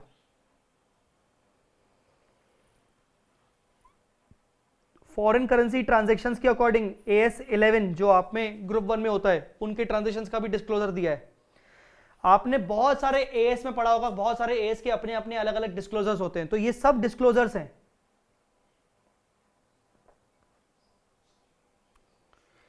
इन्वेंट्रीज पे आ जाओ, ये देखो items of inventories are measured at lower of cost and NRV after providing for obsolescence. भैया वो लोअर ऑफ कॉस्ट और NRV पे बुक कर रहा है इन्वेंट्री को, पर हां अगर बाय प्रोडक्ट होगा तो बाय प्रोडक्ट को हम वैल्यू करेंगे NRV पे, कॉस्ट पे नहीं, बाय प्रोडक्ट को हमेशा NRV पे वैल्यू करेंगे। ठीक है, कॉन्टिंजेंट लायबिलिटी के बारे में डिस्क्लोजर दिखा दिया।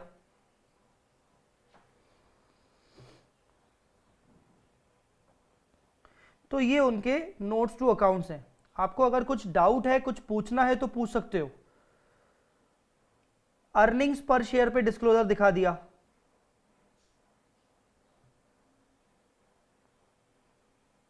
कुछ चीजें आपको नहीं बता रहा हूं क्योंकि वो सीए इंटर में होते हुए नहीं समझ में आएंगी, फाइनल में ही समझ में आएंगी। अगर आपको कुछ जानना है और तो पूछ सकते हो मुझसे।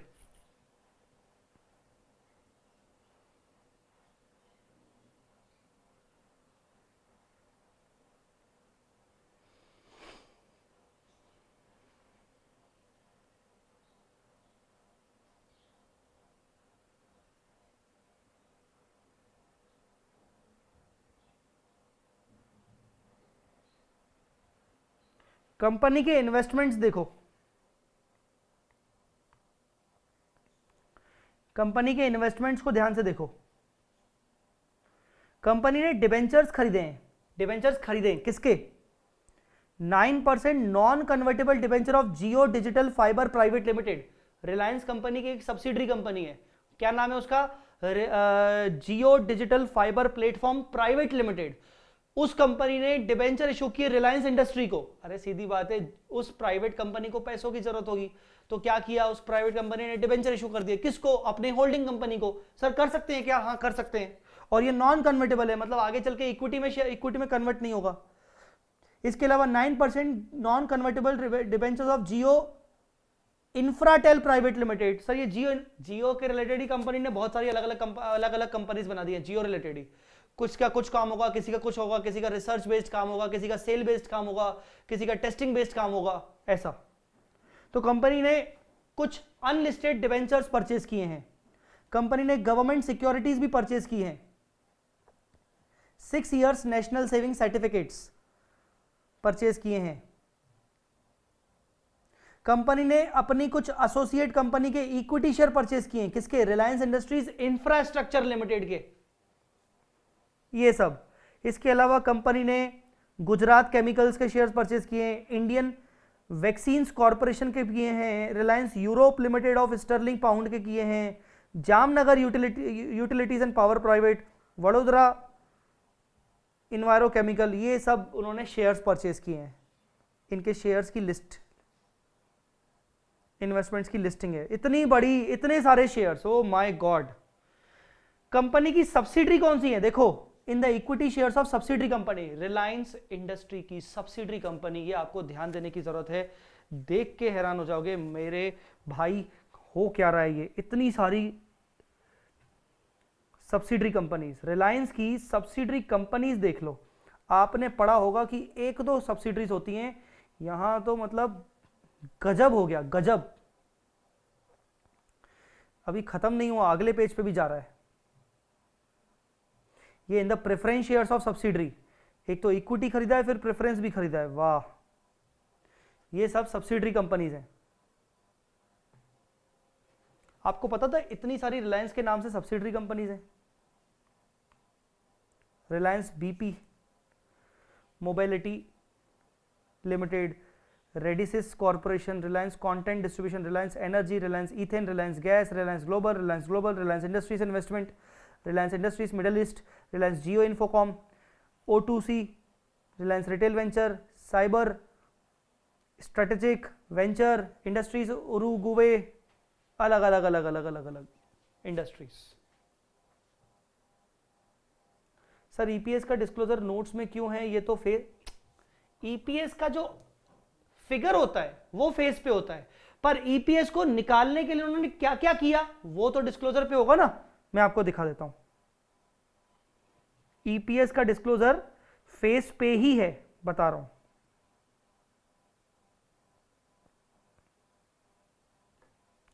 ये देखो,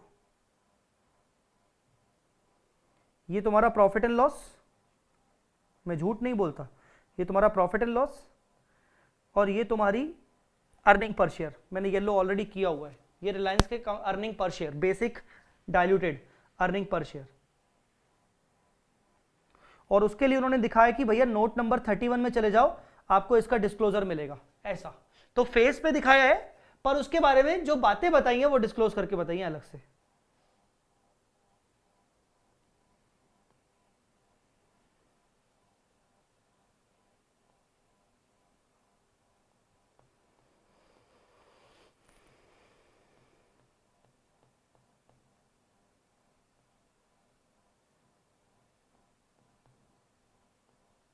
ठीक है,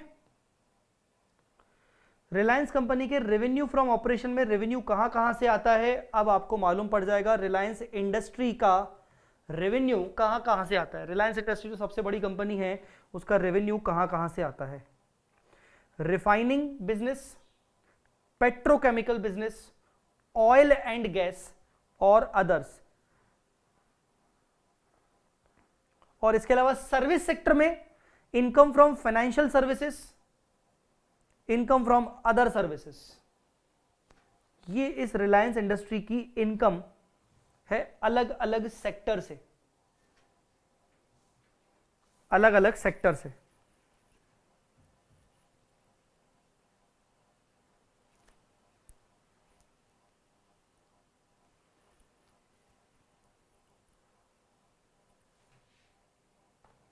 ठीक है,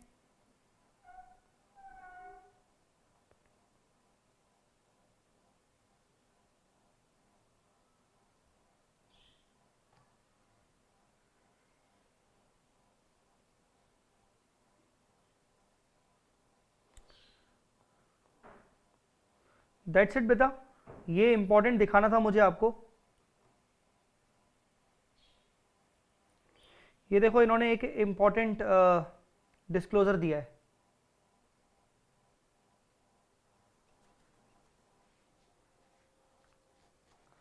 क्या बोला इन्होंने? COVID-19 has significant impact on business operation of the company. Further, there is a substantial drop in the oil price accompanied with unprecedented demand destruction. The company, based on its assessment, has determined the impact of such exceptional circumstance on its financial statement, and the same has been disclosed separately. Exceptional items. Company को जो भी नुकसान हुआ oil prices के down से, तो company ने वो नुकसान को एक्सेप्शनल आइटम में दिखाया। 4 to 4-5 करोड़ रुपीस का नुकसान हुआ, जिसके ऊपर उनका टैक्सेस का भी इंपैक्ट पड़ा। ठीक है, तो बेसिकली ये उन्होंने एक्सेप्शनल आइटम्स की लिस्ट में का एक डिस्क्लोजर दिया है कोविड-19 रिलेटेड। बाकी ठीक है, बाकी मुझे नहीं लगता कि आपको कुछ डिस्कस करने की जरूरत है आपके साथ। इंपॉर्टेंटली मुझे बताना था कि ये जो हम चीजें पढ़ते हैं वो एक्चुअली में रियलिटी में फॉलो भी होती हैं बेटा, तो चीजों को हल्के में मत लिया करो कि अरे क्या है, ऐसा बनता भी होगा कि नहीं बनता होगा, सब बनता है। ये कंपनी के कंसोलिडेटेड फाइनेंशियल स्टेटमेंट्स हैं, अभी मैं आपके साथ डिस्कस नहीं करूंगा, लगभग वही है। ठीक है, अब कंसोलिडेशन कर दिया और कुछ नहीं है। ठीक है, तो बस that's it. This was Reliance का balance sheet, this was Reliance का बैलेंस शीट। ठीक है,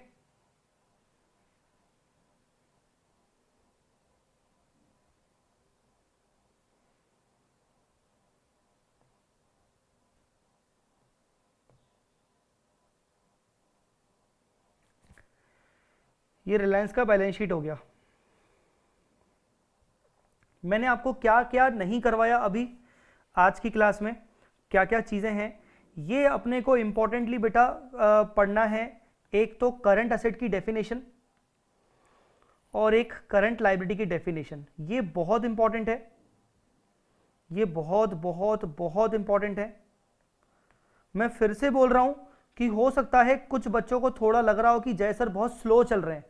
स्टार्टिंग की क्लासेस हैं, आपको थोड़ा स्लो मिलेगा ही मिलेगा, मैं कुछ नहीं कर सकता इसमें। मेरी थोड़ी सी आदत है, मैं स्टार्टिंग के 5-6 क्लासेस 7 क्लासेस तक थोड़ा सा स्लो जाता हूं, क्योंकि जरूरी है स्लो चलना।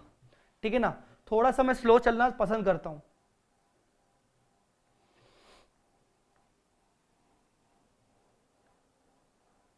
ठीक है, तो ये जरूरी है।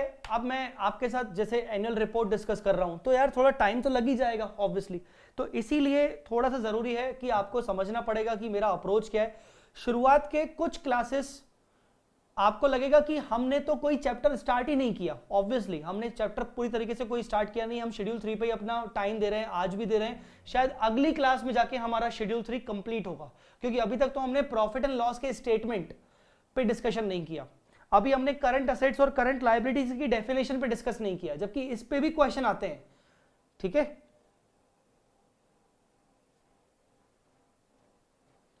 सर क्या आप फर्स्ट चैप्टर का मार्क्ड नोट्स टेलीग्राम पे शेयर कर दोगे? फर्स्ट चैप्टर मतलब ये बोल रहे हो क्या?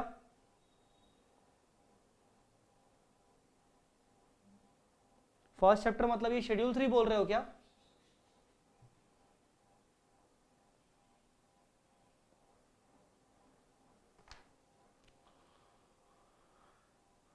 तो तुम लोगों को क्या करना है, तुम लोगों को ये इंपॉर्टेंटली रीड करके आना है। करंट एसेट का डेफिनेशन, करंट लायबिलिटी का डेफिनेशन, और ये ऑपरेटिंग साइकिल का डेफिनेशन। नहीं, ऑपरेटिंग साइकिल का डेफिनेशन मैं पढ़ा देता हूं।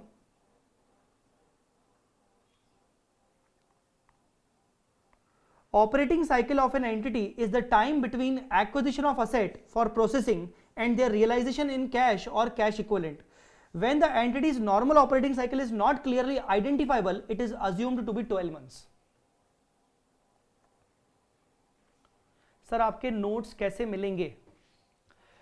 इस वीडियो के डिस्क्रिप्शन में, नालायक बच्चों, मैं हर लेक्चर में बोलता हूं, आज नहीं बोला, पिछले 2 लेक्चर से बोल रहा हूं, इस वीडियो के डिस्क्रिप्शन में चले जाओ, वहां पर मैंने नोट्स डाल के रखे हैं। Click here for PDF notes.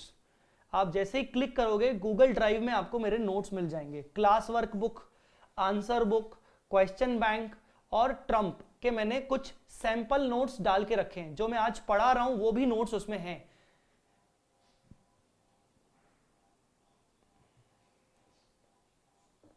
ठीक है, हाँ मुद्दे पे आओ बेटा। ऑपरेटिंग साइकिल, जल्दी मुझे पढ़ के बताओ ऑपरेटिंग साइकिल का डेफिनेशन क्या है। आज क्लास खत्म करने से पहले अपने को कुछ कुछ डिस्कशन करके जाना है। जल्दी बोलो ऑपरेटिंग साइकिल का मीनिंग बोलो, ऑपरेटिंग साइकिल का मीनिंग बोलो जल्दी। कोई मुझे समझा दे ऑपरेटिंग साइकिल का मतलब क्या लिखा हुआ है।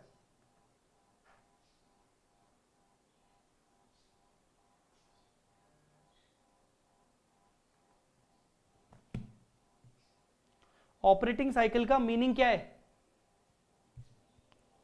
बहुत लोग ये सोचते हैं ना कि यार शेड्यूल 3 तो हमने ग्रुप 1 में पढ़ा हुआ है सर, ये क्यों पढ़ा रहे हो फिर से। अब बताओ कि आपने क्या पढ़ा हुआ है। ऑपरेटिंग साइकिल का डेफिनेशन पढ़ के बताओ जल्दी, आई एम वेटिंग।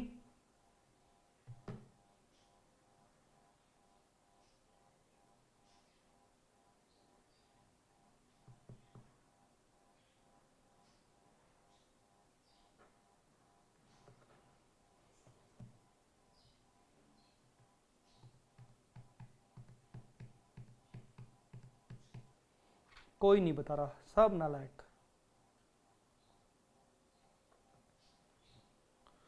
कोई नहीं बता रहा।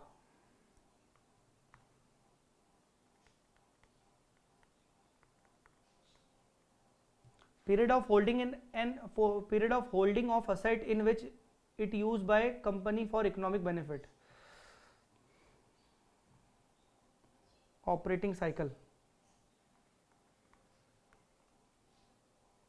बेटा ऑपरेटिंग साइकिल को आप ऐसे डिफाइन कर सकते हो कि सपोज आज हमारे पास कैश और कैश इक्विवेलेंट रखा है। सिंपल भाषा में बोल रहा हूं, अगर हमारे पास कैश एंड कैश इक्विवेलेंट है तो हम इस कैश एंड कैश इक्विवेलेंट से क्या खरीदेंगे, हम इससे खरीदेंगे रॉ मटेरियल। ठीक है ना, हम क्या खरीदेंगे, रॉ मटेरियल। ये रॉ मटेरियल को हम क्या करेंगे, रॉ मटेरियल को हम प्रोसेस करेंगे, रॉ मटेरियल को हम प्रोसेस करेंगे तो ये बन जाएगा फिनिश गुड्स। क्या ये फिनिश गुड्स को हम बेचेंगे, बिल्कुल। क्या इमीडिएटली बिक जाएगा, नहीं। हम इसको स्टोर करेंगे, हम इसको स्टोर करेंगे और उसके बाद बन जाएगा ये, हम हो जाएगा ये सेल। एक सेकेंड, स्टोर करेंगे। स्टोर करने के बाद क्या करोगे, आप इसको सेल करोगे तो फिर आपके ये क्या जनरेट होंगे, डेटर्स जनरेट होंगे और डेटर्स आपको कुछ टाइम बाद वापस से कैश दे देंगे। ये होती है आपकी ऑपरेटिंग साइकिल।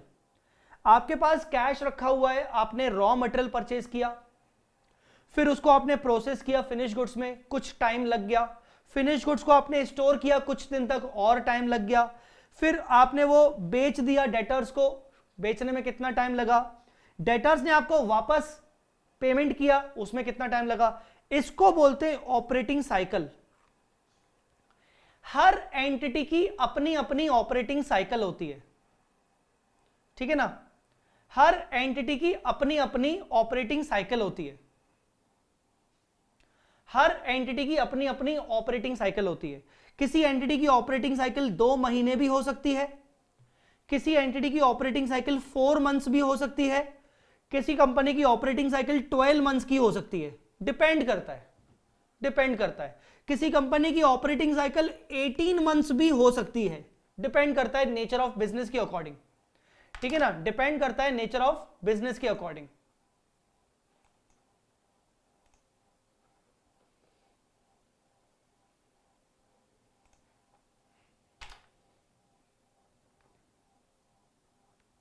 ठीक है, रॉ मटेरियल परचेज करना और उसे फिनिश गुड्स में कन्वर्ट करके सेल करना और कैश रियलाइज करना। Very good Ganesh.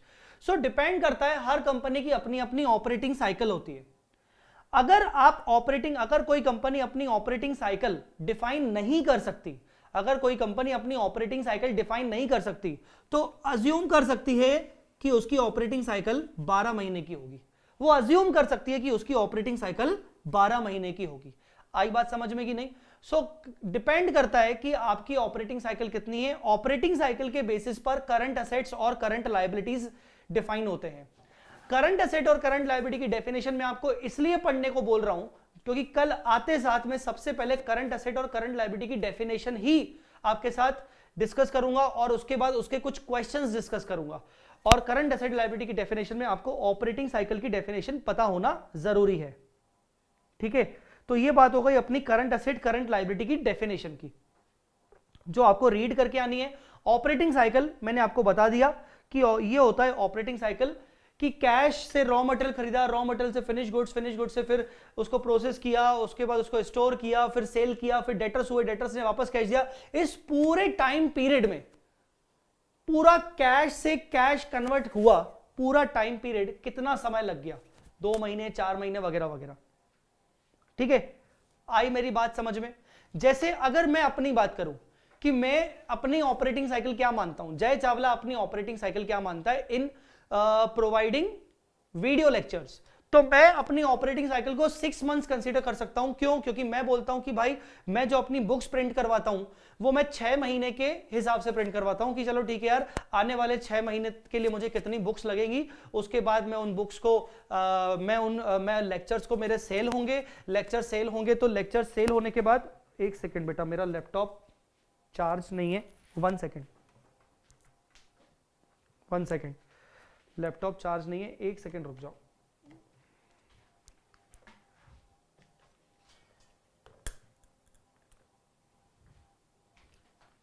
ओके, सो जय चावला अगर अपनी ऑपरेटिंग साइकिल की बात कर रहा है तो जय चावला बोल सकता है कि यार मैं 6 महीने के हिसाब से बुक्स छपवा रहा हूं। वो बुक्स मैं किसको देता हूं? वी स्मार्ट को दे देता हूं, क्योंकि सारे ऑर्डर्स किसके पास आते हैं? वी स्मार्ट के पास आते हैं। वी स्मार्ट के पास जब सारे ऑर्डर्स आते हैं तो वी स्मार्ट ऐसा नहीं है कि मुझे एक ऑर्डर आया तो उसका पैसा मुझे वी स्मार्ट ने मुझे उसका शेयर दे दिया। बेसिकली मेरा हिसाब 6-6 महीने में होता है कि 6 महीनों में कितनी क्लासेस वगैरह बिकी, कितने बुक्स सेपरेटली बिकी, 6 महीने खत्म हो गए, फिर फाइनली मैं वी स्मार्ट से हिसाब लेता हूं कि बताइए मेरा क्लोजिंग स्टॉक कितना है बुक्स का और मेरा कितने ऑर्डर्स हुए हैं, उसके ऑर्डर्स के हिसाब से मुझे पेमेंट करिए। सो बेसिकली 6 महीने पहले मैं खर्चा कर लेता हूं अपनी बुक्स के ऊपर का, मैं अपनी क्लासेस रिकॉर्ड कर लेता हूं, सब कुछ कर लेता हूं, और 6 महीने के बाद मुझे फाइनली अपनी क्लासेस का मुझे जो रेवेन्यू होता है वो जनरेट होता है। तो बेसिकली आई कैन से कि जय चावला का जो ऑपरेटिंग साइकिल है वो 6 महीने है, ठीक है ना। It is like that. समझ आया? क्लियर हुआ?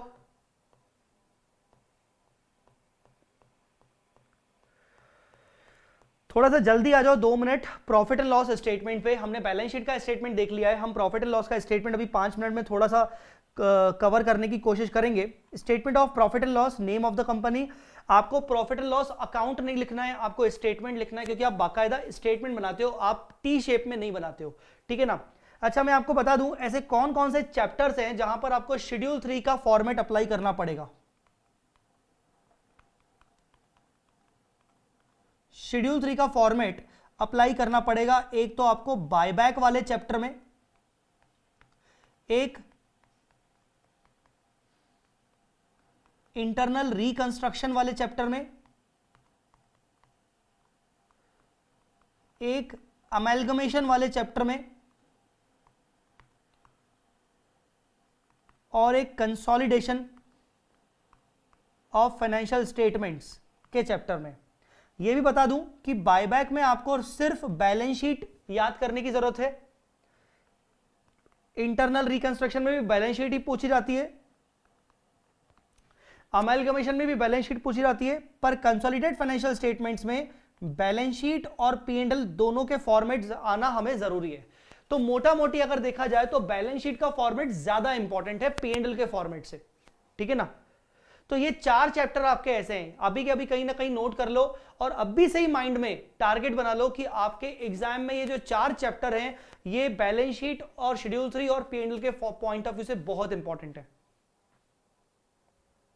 वापस आते हैं, सबसे पहले अगर आप देखेंगे तो पहला आइटम है रेवेन्यू फ्रॉम ऑपरेशन। मैंने अब भी जस्ट आपको रिलायंस कंपनी की बैलेंस शीट में रेवेन्यू फ्रॉम ऑपरेशन दिखाया था, 3,50,000 समथिंग 3.5 लाख करोड़ जो रेवेन्यू दिखाया था, it is revenue from operation. और उसमें मैंने आपको नोट्स में अलग से दिखाया था कि रेवेन्यू फ्रॉम ऑपरेशन का नोट नंबर आता है और नोट नंबर में दिखाया जाता है कि भाई सेल से कितना हुआ, सर्विस से कितना हुआ, जीएसटी कितना रिकवर हुआ वो माइनस कर दो। तो बेसिकली आपका ये ग्रॉस दिखता है, ये आपका ग्रॉस दिखता है। अगर आप इसके अंदर दिखाना चाहते हो कि आपके टोटल रेवेन्यू फ्रॉम ऑपरेशन अलग अलग सोर्सेज से कैसे हुए, तो आप कैसे दिखाओगे, आप इसका नोट बनाओगे और नोट बना के अलग से दिखाओगे कि सेल से कितना हुआ, अलग अलग सेगमेंट से कितना हुआ, वगैरह वगैरह। रिलायंस का आपने अभी देखा था, पेट्रोकेमिकल सेगमेंट अलग था, रिफाइनिंग सेगमेंट अलग था, फाइनेंशियल सर्विसेज सेगमेंट अलग था, ऐसा करके, ठीक है ना।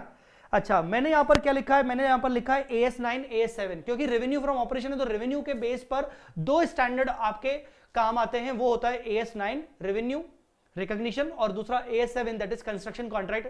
दोनों के दोनों स्टैंडर्ड आपके सीए इंटर के ग्रुप 2 में होंगे। तो मैंने एएस का नाम जानबूझ के लिखा है ताकि इस आइटम से रिलेटेड कोई एएस अगर है तो मैं आपको बता दूं। बहुत देर से किसी बच्चे का कमेंट नहीं आया है, यहां तो बच्चे बहुत तरीके से पढ़ रहे हैं, यहां तो बच्चों को कोई डाउट नहीं है, यहां तो बिल्कुल ऊपर से जा रहा है, यहां तो बाउंसर जा रहा है। चलो लेट्स सी। उसके बाद other income. Sir other income में क्या आता है, अदर इनकम बेसिकली जो कंपनी का मेन ऑपरेशन से रिलेटेड नहीं है, जैसे बैंक से इंटरेस्ट आ गया, जैसे डिविडेंड इनकम आ गया, ठीक है ना, इन्वेस्टमेंट से कोई इनकम आ गया, अगर कंपनी का वो इनडायरेक्ट नेचर का इनकम हुआ तो इनडायरेक्ट नेचर के इनकम्स आपके अदर इनकम्स होते हैं। ये हो गया आपका टोटल इनकम जिसको मैं हाईलाइट कर देता हूं, ये हो गया आपका टोटल इनकम जिसको मैं हाईलाइट कर देता हूं। अब आते हैं अपन एक्सपेंसेस वाले कॉलम में। ये एक्सपेंसेस की जितनी भी लिस्ट है ये बहुत ज्यादा इंपॉर्टेंट है, और ये एक्सपेंसेस का फॉर्मेट किस, पहले कौन सा आएगा, उसके बाद कौन सा आएगा, उसके बाद कौन सा आएगा, उसके बाद कौन सा आएगा, ये आपको इसी सीक्वेंस में ही याद करना है। यस, मैं रिपीट कर रहा हूं, एक्सपेंसेस जिस सीक्वेंस में लिखे हुए हैं उसी सीक्वेंस में याद रखना है, आपको ऊपर नीचे नहीं कर सकते हो, सीक्वेंस सेम फॉलो करना है। पहला आइटम क्या है, कॉस्ट ऑफ मटेरियल कंज्यूम। मुझे बताइए कि कॉस्ट ऑफ मटेरियल कंज्यूम क्या है। आई एम वेटिंग नाउ, अब आपकी बारी। कॉस्ट ऑफ मटेरियल कंज्यूम, जल्दी मुझे बताइए कॉस्ट ऑफ मटेरियल कंज्यूम क्या होता है, जल्दी मुझे बताओ कॉस्ट ऑफ मटेरियल कंज्यूम्ड क्या होता है।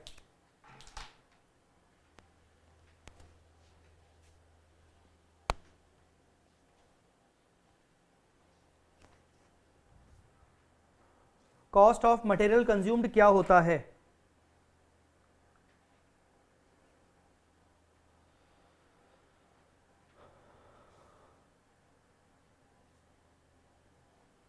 कॉस्ट ऑफ मटेरियल कंज्यूम्ड क्या होता है।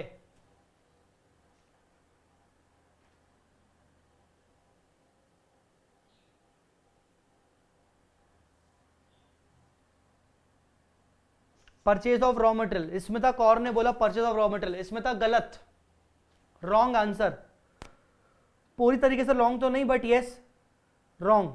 Ajay, opening plus purchase minus closing. किसका opening plus purchase minus closing. Actually जो ये कॉस्ट ऑफ रॉ मटेरियल है, ये हेडिंग सिर्फ और सिर्फ उन्हीं कंपनीज के लिए आएगी जो कंपनीज मैन्युफैक्चरिंग में है। जो कंपनी मैन्युफैक्चरिंग करती नहीं है उनके लिए ये हेडिंग किसी काम की नहीं है। ये हेडिंग क्या है, कॉस्ट ऑफ मटेरियल कंज्यूम्ड। ये हेडिंग बेसिकली रॉ मटेरियल के लिए है, जिसमें आप ये दिखाते हो कि आपके पास opening stock of raw material कितना था, आपने परचेज ऑफ रॉ मटेरियल कितना किया, और आपका closing stock of raw material कितना था। ये आपका आ गया cost of raw material consumed. Very good Atul Sharma, very good.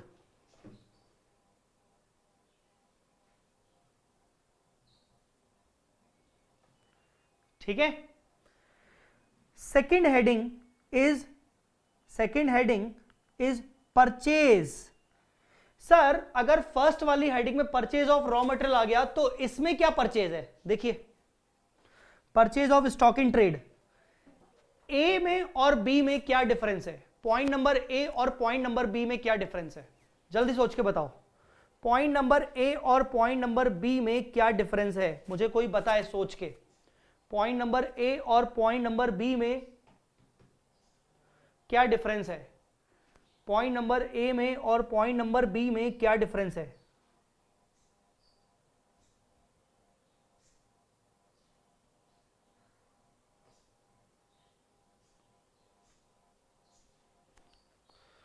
Manufacturing company ने जितने के रॉ मटेरियल यूज किए फिनिश गुड्स बनाने में उसका कॉस्ट।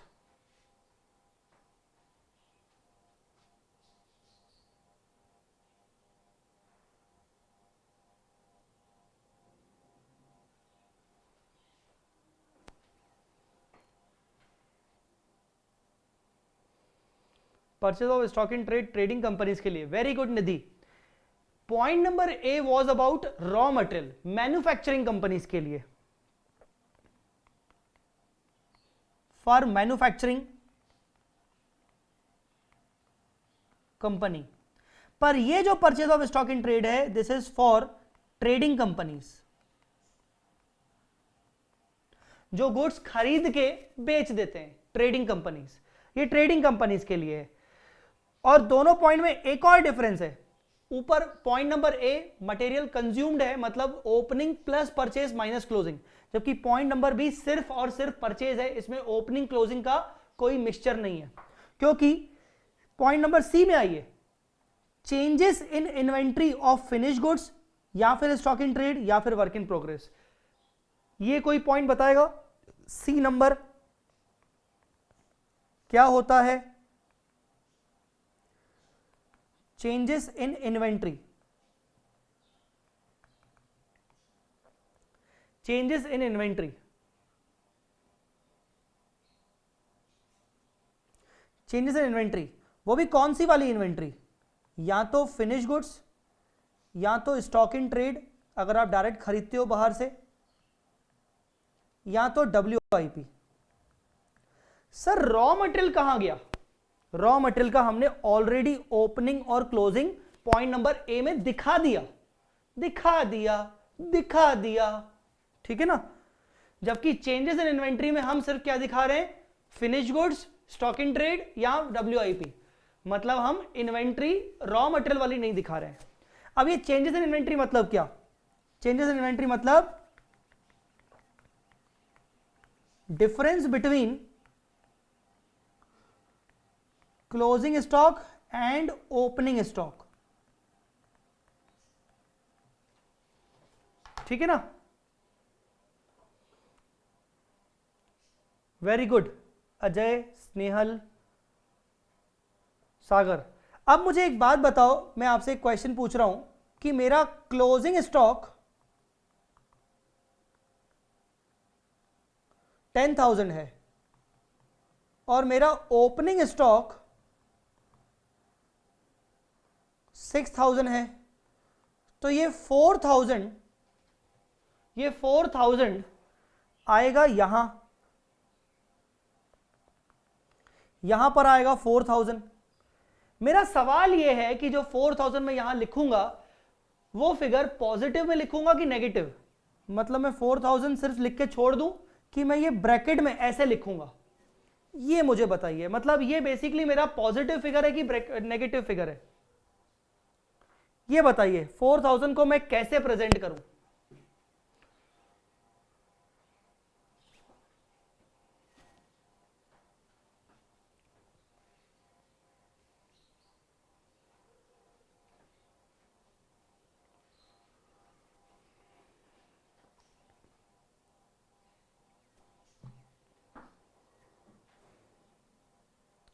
बच्चों वेट कर रहा हूं मैं, जल्दी बताइए, टाइम जा रहा है अपना।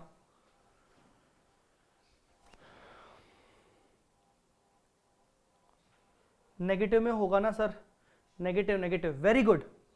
एक्चुअली देखो क्लोजिंग स्टॉक अगर आप देखोगे, अगर आप नॉर्मल ट्रेडिंग अकाउंट बनाओगे तो यहां आप लिखते हो क्लोजिंग स्टॉक 10,000 का, यहां आप लिखते हो ओपनिंग स्टॉक 6,000 का। इसको देखकर क्या फीलिंग आ रही है? इसको देखकर फीलिंग आ रही है कि हमारा क्रेडिट साइड ज्यादा है, मतलब हमारा इनकम है, मतलब बेसिकली इनकम है, क्रेडिट साइड ज्यादा है, इनकम है, ठीक है ना। नेट कितना डिफरेंस है? 4,000 का, तो 4,000 का बेसिकली क्या हुआ? इनकम। पर आप इसको, इस इनकम को किस हेड में दिखा रहे हो? आप भूल गए, आप इसको दिखा रहे हो एक्सपेंस के कॉलम में। अगर आप किसी इनकम की आइटम को अपोजिट साइड दिखाओगे तो नेगेटिव ही दिखाओगे ना। आप किसी इनकम के आइटम को एक्सपेंस वाले कॉलम में दिखाओगे तो कैसे दिखाओगे? ऑब्वियसली नेगेटिव में दिखाओगे।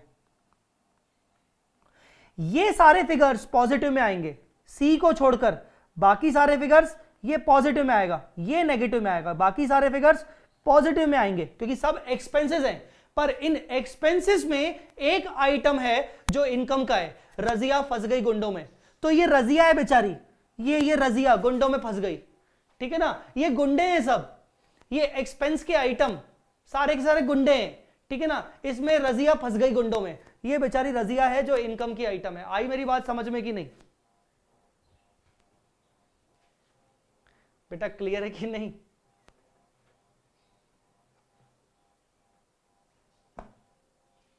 ठीक है, उसके बाद fourth point is employ benefit expenses. Employ benefit expenses मैंने बोला था कि आपको सीक्वेंस में ये याद रखना है, cost of material consumed, second purchase of stock in trade और फिनिश गुड्स और work in progress, sorry purchase of stock in trade, sorry, तीसरा चेंजेस इन इन्वेंट्री, ठीक है, ठीक है बेटा। उसके बाद चौथा employee benefit expenses, employ benefit expenses. फिर finance cost, finance cost interest on loan, interest on debentures issued, interest on bonds, ये सब आपका फाइनेंस कॉस्ट होता है, ठीक है ना, क्लियर है कि नहीं? आप इसको बोल सकते हो AS 16 लगता है इस पे, बोरोइंग कॉस्ट, बोरोइंग कॉस्ट। फिर डेप्रिसिएशन एंड अमोर्टाइजेशन, इस पे क्या लगता है सर?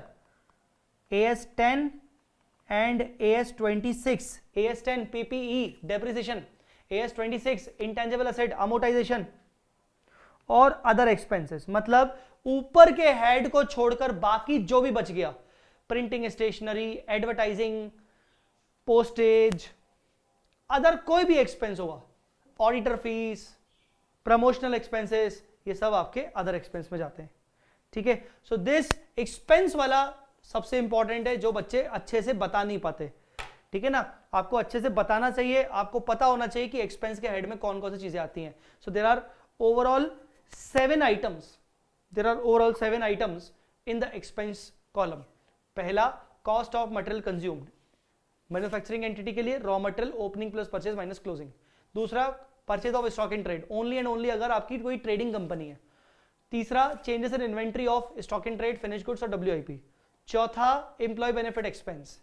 पांचवा फाइनेंस कॉस्ट। छठा डेप्रिसिएशन एंड अमोर्टाइजेशन। सातवां अदर, ठीक है। बाकी चीजें अपन कल डिस्कस करेंगे, अभी के लिए इतना ही।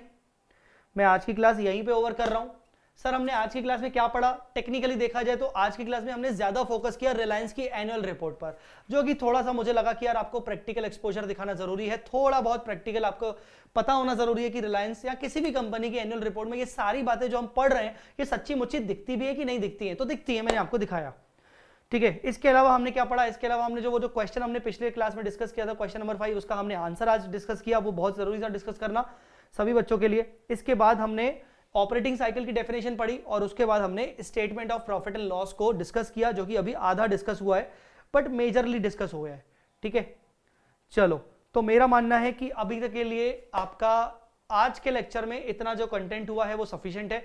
अगले क्लास में we will be able to complete schedule 3 properly. हम शेड्यूल 3 अगली क्लास में अच्छे से कवर अप कर लेंगे और उसके क्वेश्चंस भी कर लेंगे। आप चाहो तो अगली क्लास में जितना भी पढ़ के आना चाहो तो पढ़ के आ सकते हो, एटलीस्ट करंट एसेट और करंट लायबिलिटी की डेफिनेशन जरूर पढ़ के आना। थैंक यू सो मच बेटा, अभी के लिए इतना ही। आज से लेकर सारी क्लासेस आपकी शुरू हो रही हैं। मेरे बाद पवन सर की क्लास होगी, पवन सर के बाद पवन सर की EIS की क्लास होगी, EIS की क्लास के बाद पवन सर की क्लास के बाद if I am not wrong FM की क्लास होगी। यस, आपकी FM की क्लास होगी, ठीक है ना। मोहित जैन सर की क्लास होगी और FM की क्लास के बाद आपका थोड़ा सा बीच में ब्रेक होगा और उसके बाद रवि टाउरी सर की ऑडिट की क्लास होगी लगभग 2 बजे के आसपास, 2 या 2:15 के आसपास। तो आप बाकी सारी क्लासेस को भी जरूर एक बार ज्वाइन करिए और आपका पूरा सीक्वेंस बनता जाएगा। चारों क्लासेस आपकी लाइव हो रही हैं। रिजल्ट आने तक आपका लगभग 20 से 30% कोर्स डिपेंड करता है सब्जेक्ट वाइज किस तरीके से होगा। EIS के पहले कुछ लेक्चर्स चलेंगे और वो लेक्चर्स खत्म होने के बाद विजय साडा सर SM स्टार्ट करेंगे, ठीक है। वैसे ही एफएम की क्लास आपकी मोहित जैन सर की चलेगी 11 साढ़े 11 के आसपास, आई थिंक 11:30 बजे, 11:30 या 11:45 पे मोहित जैन सर की कुछ दिन क्लास चलेगी। उसके बाद पवन सर इकोनॉमिक्स की क्लासेस चलाएंगे, ठीक है। Mohit Jain sir is with us. Mohit Jain sir, good morning sir. So Mohit Jain sir से अगर आप कुछ पूछना चाहते हो तो आप पूछ सकते हो। मोहित जैन सर अभी अपने साथ ही हैं, कमेंट सेक्शन में आप देख सकते हो मोहित जैन सर ने कमेंट किया हुआ है। सर गुड मॉर्निंग, आपकी क्लास कितने बजे सर, बच्चे पूछ रहे हैं। अतुल शर्मा ने आपकी क्लास का टाइमिंग पूछा है। सर आपके लेक्चर्स के लिए कितना स्टोरेज की रिक्वायरमेंट है sir, please clarify. ICPC old syllabus का क्या होगा सेकंड ग्रुप का। विद्या, आईपीसीसी ओल्ड सिलेबस के लिए आप मुझे पर्सनली व्हाट्सएप मैसेज करो 7887788705। विद्या आप मुझे पर्सनली मैसेज करो। मैं विद्या, मुझे याद है आप मेरी पिछली एएस की क्लास में साथ थे, मुझे नाम याद रहता है, तो आप मुझे मैसेज करो, मैं आपको बता दूंगा। अच्छा, मोहित सर कह रहे हैं कि will come at 11:40 and tell them about next schedule. Okay, so Mohit Jain sir 11:40 से आएंगे और आपको आपका अपना अगला शेड्यूल बताएंगे 11:40 पे आके कि उनकी क्लासेस कैसे कैसे कंडक्ट होने वाली हैं, ठीक है ना। तो 11:40 पे मोहित जैन सर की एफएम की क्लास होगी। मोहित जैन सर की क्लास से पहले आपकी ईआईएस की क्लास होगी पवन गांवकर सर की। मोहित जैन सर की क्लास के बाद आपकी लगभग 2 सवा 2 बजे रवि टावरी सर की क्लास होगी, ठीक है। चलो मोहित सर बाय बोलिए सभी बच्चों को, अभी के लिए इतना ही। Thank you so much, bye bye, जय माता दी, अल्लाह हाफिज।